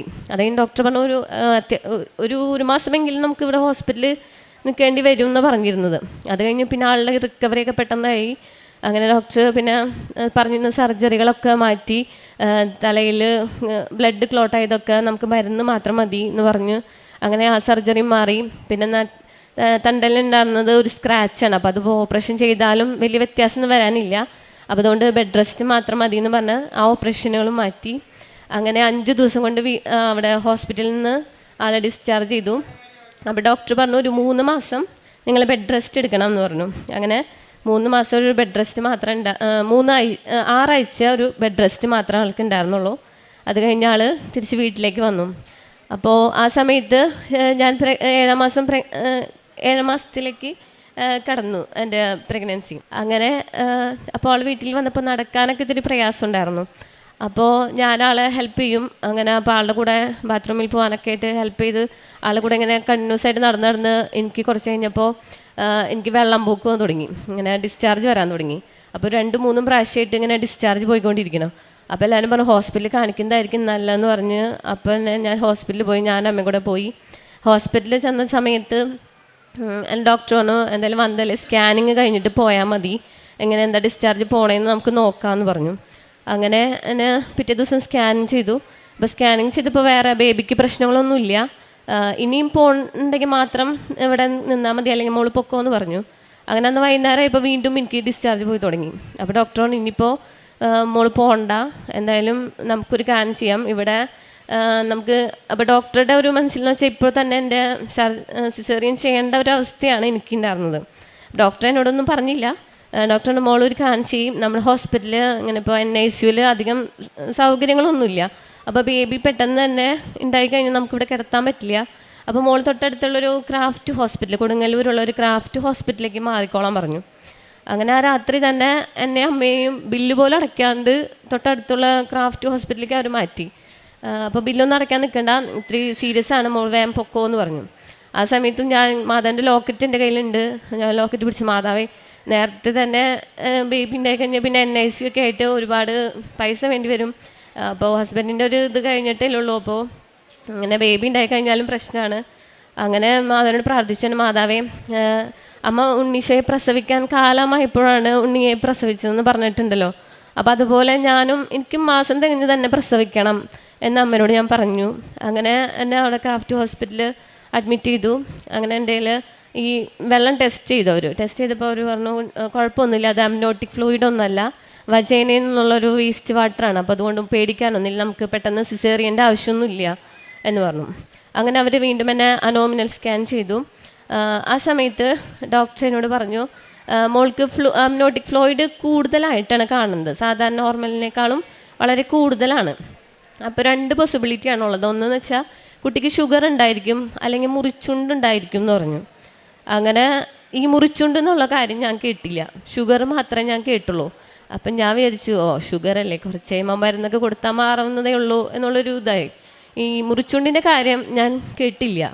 അപ്പോൾ എനിക്ക് അതിനെക്കുറിച്ചൊരു ഞാൻ കേൾക്കാത്തതുകൊണ്ട് തന്നെ എനിക്ക് അതിനെക്കുറിച്ച് ടെൻഷൻ ഉണ്ടായില്ല. ഷുഗർ കുഴപ്പമില്ല എന്നുള്ളൊരു രീതിയിൽ ആ സമയത്തും മാതാവ് എന്നെ പ്രൊട്ടക്റ്റ് ചെയ്തു. അങ്ങനെ വീണ്ടും എൻ്റെ ഷുഗർ ടെസ്റ്റ് ചെയ്തു. ഷുഗർ ടെസ്റ്റ് ചെയ്തപ്പോൾ കുഴപ്പമില്ല, നോർമലാണ്. പിന്നെ ഒരു പോസിബിലിറ്റി ഉള്ളതെന്ന് പറഞ്ഞാൽ മുറിച്ചുകൊണ്ടാണ്. അപ്പോൾ ഡോക്ടർ അനോമൽ സ്കാൻ ചെയ്യണ സമയത്ത് ആ ഡോക്ടർ എൻ്റെ മുഖത്ത് നോക്കി പറഞ്ഞു, ഇനി കുട്ടിക്ക് എന്ത് വൈകല്യങ്ങളുണ്ടെങ്കിലും ഞങ്ങൾ ഉത്തരവാദിയല്ല, നേരത്തെ നിങ്ങൾ ചെയ്ത ഹോസ്പിറ്റലിൽ പറയേണ്ടതായിരുന്നു, അവർ പറഞ്ഞിട്ടില്ല, അപ്പം അതുകൊണ്ട് ഞങ്ങൾ ഉത്തരവാദിയല്ല എന്ന് മാത്രം അവർ പറഞ്ഞു. അപ്പോഴും ഞാൻ മാതാവിനോട് ഇങ്ങനെ കുരിശ് വരച്ചിട്ട് ഞാൻ പറഞ്ഞു, മാതാവേ കുഴപ്പമൊന്നും ഉണ്ടാവല്ലേ, പക്ഷേ ഇങ്ങനെ മുറിച്ചുകൊണ്ടിൻ്റെ കാര്യം എനിക്ക് അറിയാത്തതുകൊണ്ട് ഞാൻ അതൊന്നും പറഞ്ഞില്ല, ജസ്റ്റ് കുഴപ്പമൊന്നും ഉണ്ടാവല്ലേ എന്ന് പറഞ്ഞ് പ്രാർത്ഥിച്ചു. അങ്ങനെ എന്നെ ഡോക്ടർ അവിടെ നിന്ന് ഡിസ്ചാർജ് ചെയ്തു. അത് കഴിഞ്ഞിട്ട് 2 ആഴ്ച കഴിഞ്ഞിട്ട് വീണ്ടും സ്കാനിങ്ങിന് വരാൻ പറഞ്ഞു. അങ്ങനെ സ്കാനിങ്ങിന് ചെന്നപ്പോൾ ഫ്ലൂയിഡൊക്കെ നോക്കിയപ്പോൾ സ്കാനിങ്ങിൽ ഫ്ലൂയിഡ് നോർമലായി, സാധാരണ ഒരു ആൾക്കുണ്ടാവുന്ന ഫ്ലൂയിഡ് മാത്രമായി എനിക്ക്. അങ്ങനെ അത് മാതാവ് വീണ്ടും എന്നെ രക്ഷിച്ചു. അപ്പോൾ സ്കാനിങ്ങിന് മുമ്പായിട്ട് ഞാൻ തൈല പറ്റി പ്രാർത്ഥിച്ചിട്ടുണ്ടായിരുന്നു, മാതാവിൻ്റെ ലോക്കറ്റ് എൻ്റെ കയ്യിലുണ്ടായിരുന്നു. അപ്പോൾ അങ്ങനെ ആ ഫ്ലൂയിഡിൻ്റെ കാര്യം നോർമലായി.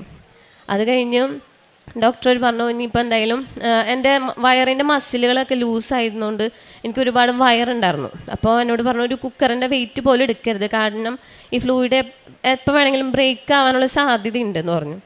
അങ്ങനെ 2 ആഴ്ച കഴിഞ്ഞ് ഡോക്ടർ എന്നോട് 37ാമത്തെ ആഴ്ച ഫസ്റ്റിൽ തന്നെ നമുക്ക് സിസേറിയൻ ചെയ്യാമെന്ന് പറഞ്ഞു.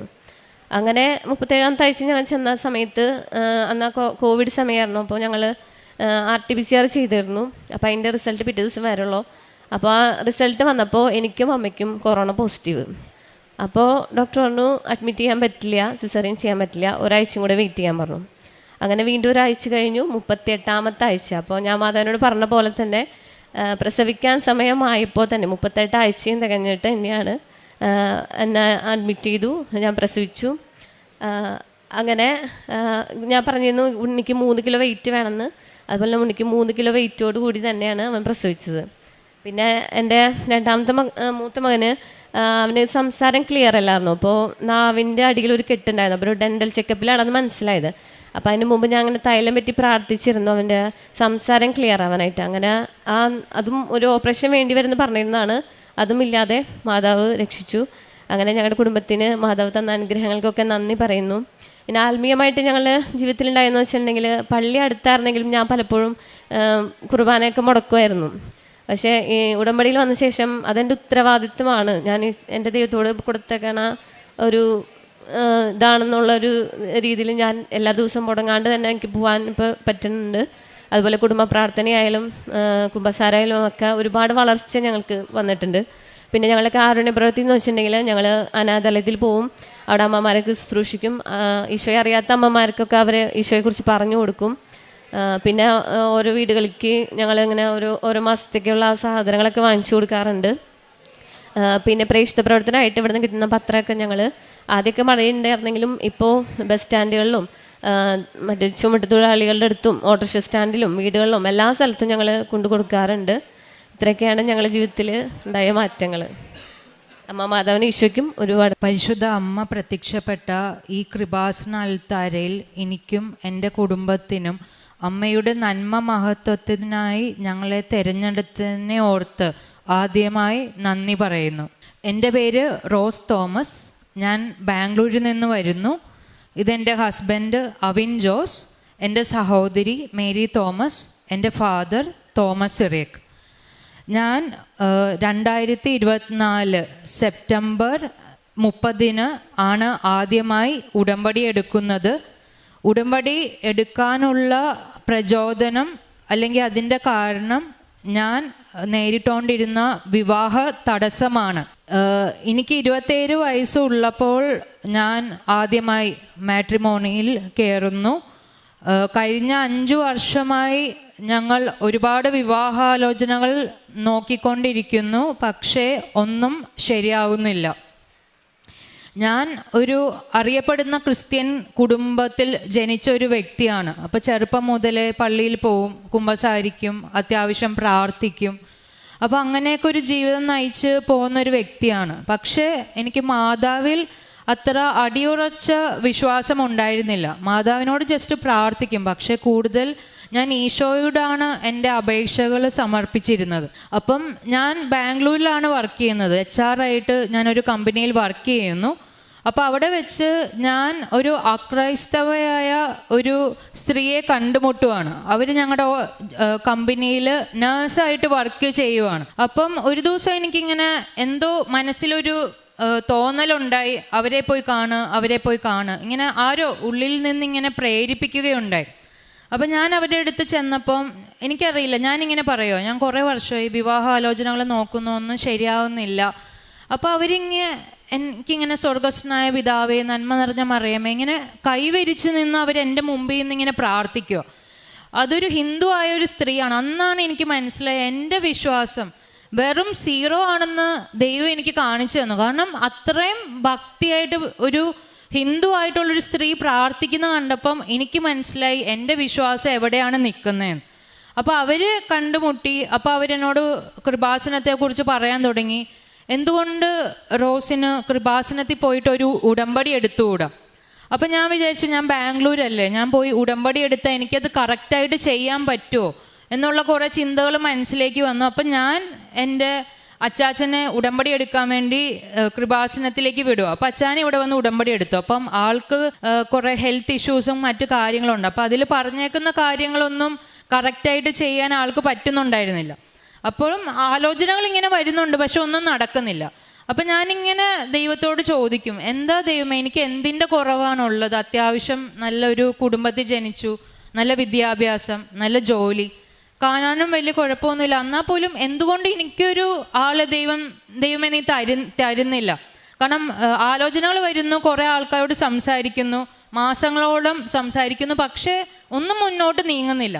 അപ്പോൾ പല രാത്രികളിൽ ഞാനിങ്ങനെ കരഞ്ഞിങ്ങനെ മാതാവിനോട് ചോദിക്കും, എന്താ മാതാവേ, എനിക്ക് മാത്രം നീ ഒരാളെ കണ്ടുപിടിച്ച് തരാത്ത എന്താ? ഇങ്ങനെ അതെനിക്ക് വല്ലാത്തൊരു ദുഃഖമാണ്. കാരണം ഒരു പ്രായം കഴിയുമ്പോൾ നിങ്ങൾക്ക് അറിയാമല്ലോ, എനിക്കിപ്പോൾ വയസ്സ് 32.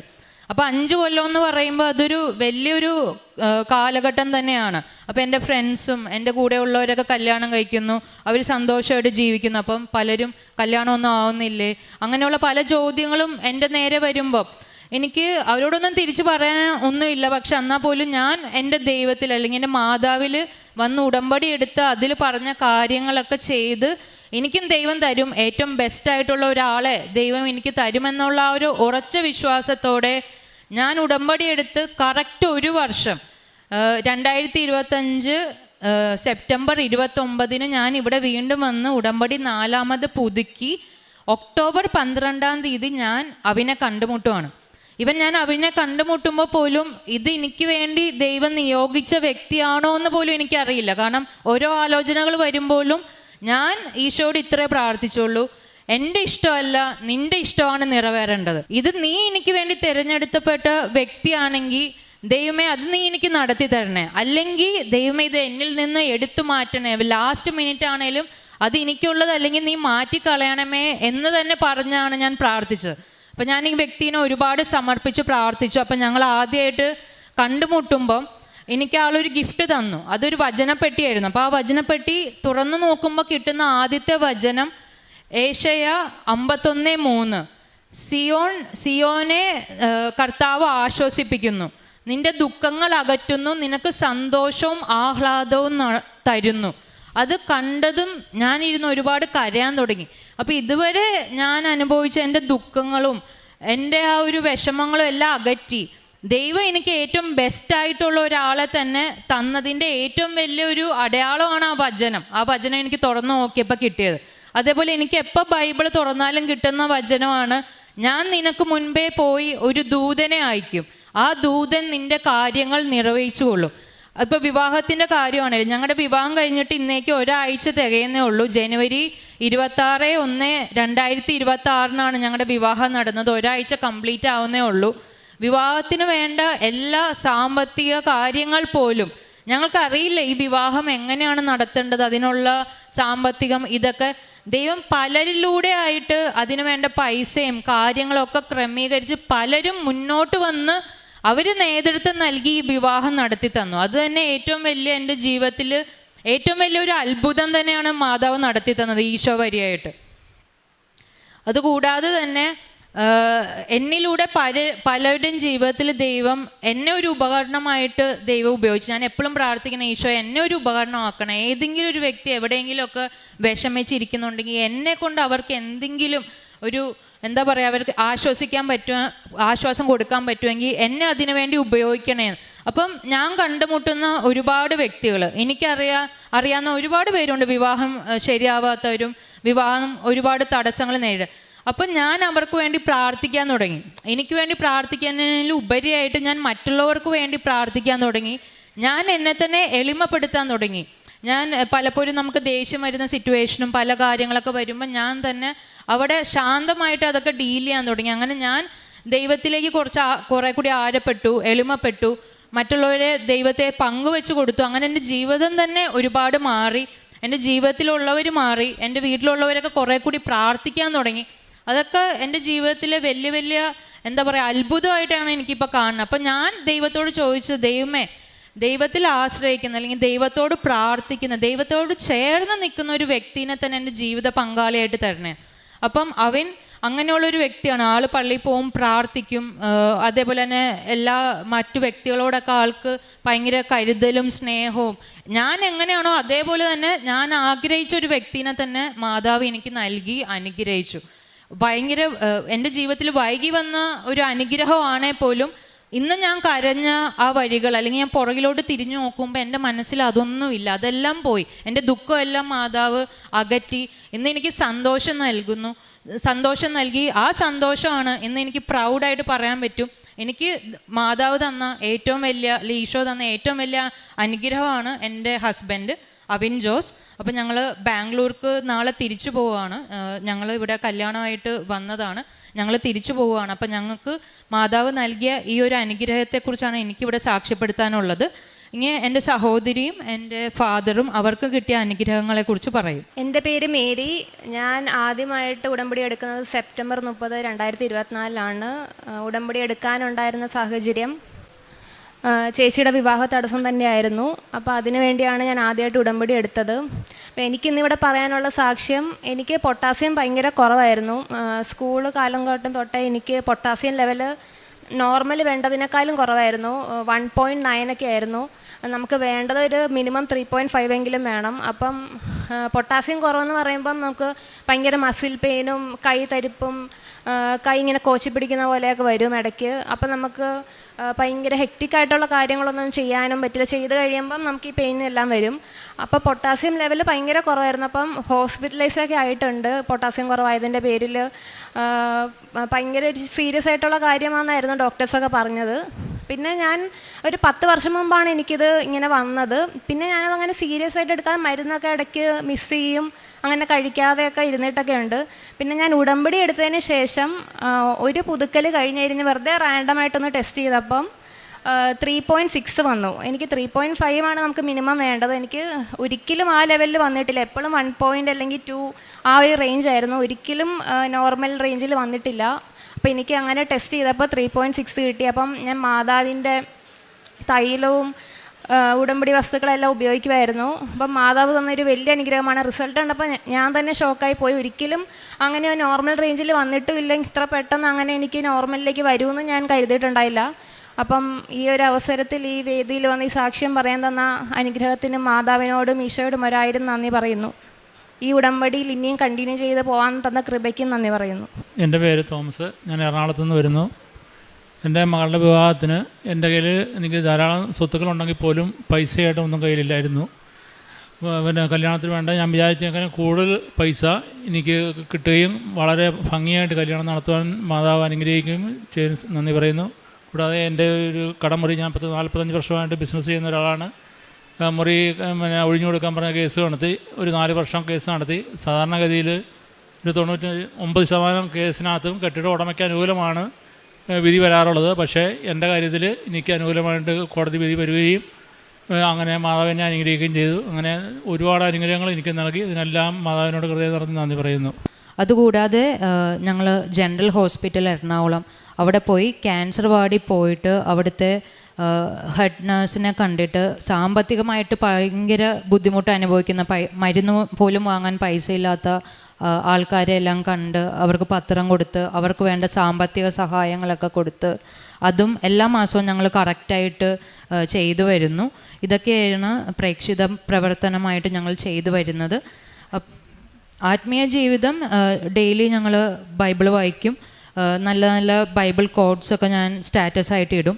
പിന്നെ എൻ്റെ യൂട്യൂബ് തുറന്നാൽ തന്നെ ഞാനിപ്പോൾ ഏറ്റവും കൂടുതൽ കാണുന്നത് കൃപാസനവും അങ്ങനെയുള്ള ദൈവികമായ കാര്യങ്ങളും അച്ഛമ്മയുടെ വീഡിയോസും സോങ്സും കാര്യങ്ങളുമാണ്. ഞാൻ മറ്റ് കാര്യങ്ങളൊന്നും നോക്കാറില്ല. നല്ല നല്ല മെസ്സേജുകൾ ഒരുപാട് പേർക്ക് ഷെയർ ചെയ്ത് കൊടുക്കാറുണ്ട്, മറ്റുള്ളവർക്ക് വേണ്ടി പ്രാർത്ഥിക്കാറുണ്ട്. ആത്മീയ ജീവിതത്തിൽ ഞാൻ ഒരുപാട് ഇപ്പം ഭയങ്കര ബെറ്ററായിട്ടുണ്ട്. പണ്ട് തിരിഞ്ഞു നോക്കുമ്പോൾ പണ്ട് പ്രാർത്ഥിച്ച ആ ഒരു വ്യക്തിയല്ല ഞാനിപ്പം. ഒരുപാട് ഞാൻ മാറി. അത് കൃപാസനത്തിൽ വന്നതിന് ശേഷമാണ് എൻ്റെ ജീവിതത്തിൽ ഇത്രയധികം മാറ്റങ്ങൾ വന്നത്. അപ്പം ഇവിടെ ഞാൻ പണ്ട് വരുമ്പോൾ ഞാൻ കരഞ്ഞുകൊണ്ടാണ് വരാറ്. മാതാവേ, ഈ പ്രാവശ്യമെങ്കിലും എനിക്ക് നീ ഒരു ജീവിത പങ്കാളിയെ നൽകി അനുഗ്രഹിക്കണേ. പക്ഷെ ഇന്ന് ഞാൻ ഇവിടെ നിന്ന് കരഞ്ഞിട്ടില്ല. കാരണം എല്ലാ പ്രാവശ്യം വരുമ്പോൾ ഞാനിങ്ങനെ കരഞ്ഞ് മാതാവിൻ്റെ മുമ്പിൽ പ്രാർത്ഥിക്കും. ഇന്ന് ഞാൻ സന്തോഷത്തോടെ മാതാവ് തന്ന ആ ഒരു വലിയ ഗിഫ്റ്റിന് നന്ദി പറയുകയാണ്. കാരണം ഒരുപാട് പേര് എന്നോട് പറഞ്ഞു, റോസെ ഇനി നീ നന്ദി പറഞ്ഞ് പ്രാർത്ഥിക്കണം, നിനക്ക് ഏറ്റവും വലിയ ഗിഫ്റ്റാണ് മാതാവ് തന്നത് നിൻ്റെ ജീവിതത്തിൽ, നീ നന്ദിയുള്ളവളായിരിക്കണം. അപ്പോൾ എൻ്റെ ഈ ജീവിതത്തിൽ എൻ്റെ മരണം വരെ എനിക്ക് എന്നും ഓർത്ത് വെക്കാനുള്ള ഏറ്റവും വലിയൊരു ഗിഫ്റ്റായിട്ട് തന്നെ ഞാൻ എൻ്റെ ഈ വിവാഹത്തെയും എനിക്ക് തന്ന ജീവിത പങ്കാളിയെയും കാണും. ഇനിയും ഉടമ്പടിയിൽ തന്നെ മുന്നോട്ട് പ്രാർത്ഥിച്ചും മറ്റുള്ളവർക്ക് നന്മ ചെയ്തും കടന്നു പോകാൻ തന്നെയാണ് ഞങ്ങളുടെ തീരുമാനം. സോ ഞങ്ങൾക്ക് നൽകിയ എല്ലാ ചെറുതും വലുതുമായ അനുഗ്രഹങ്ങൾ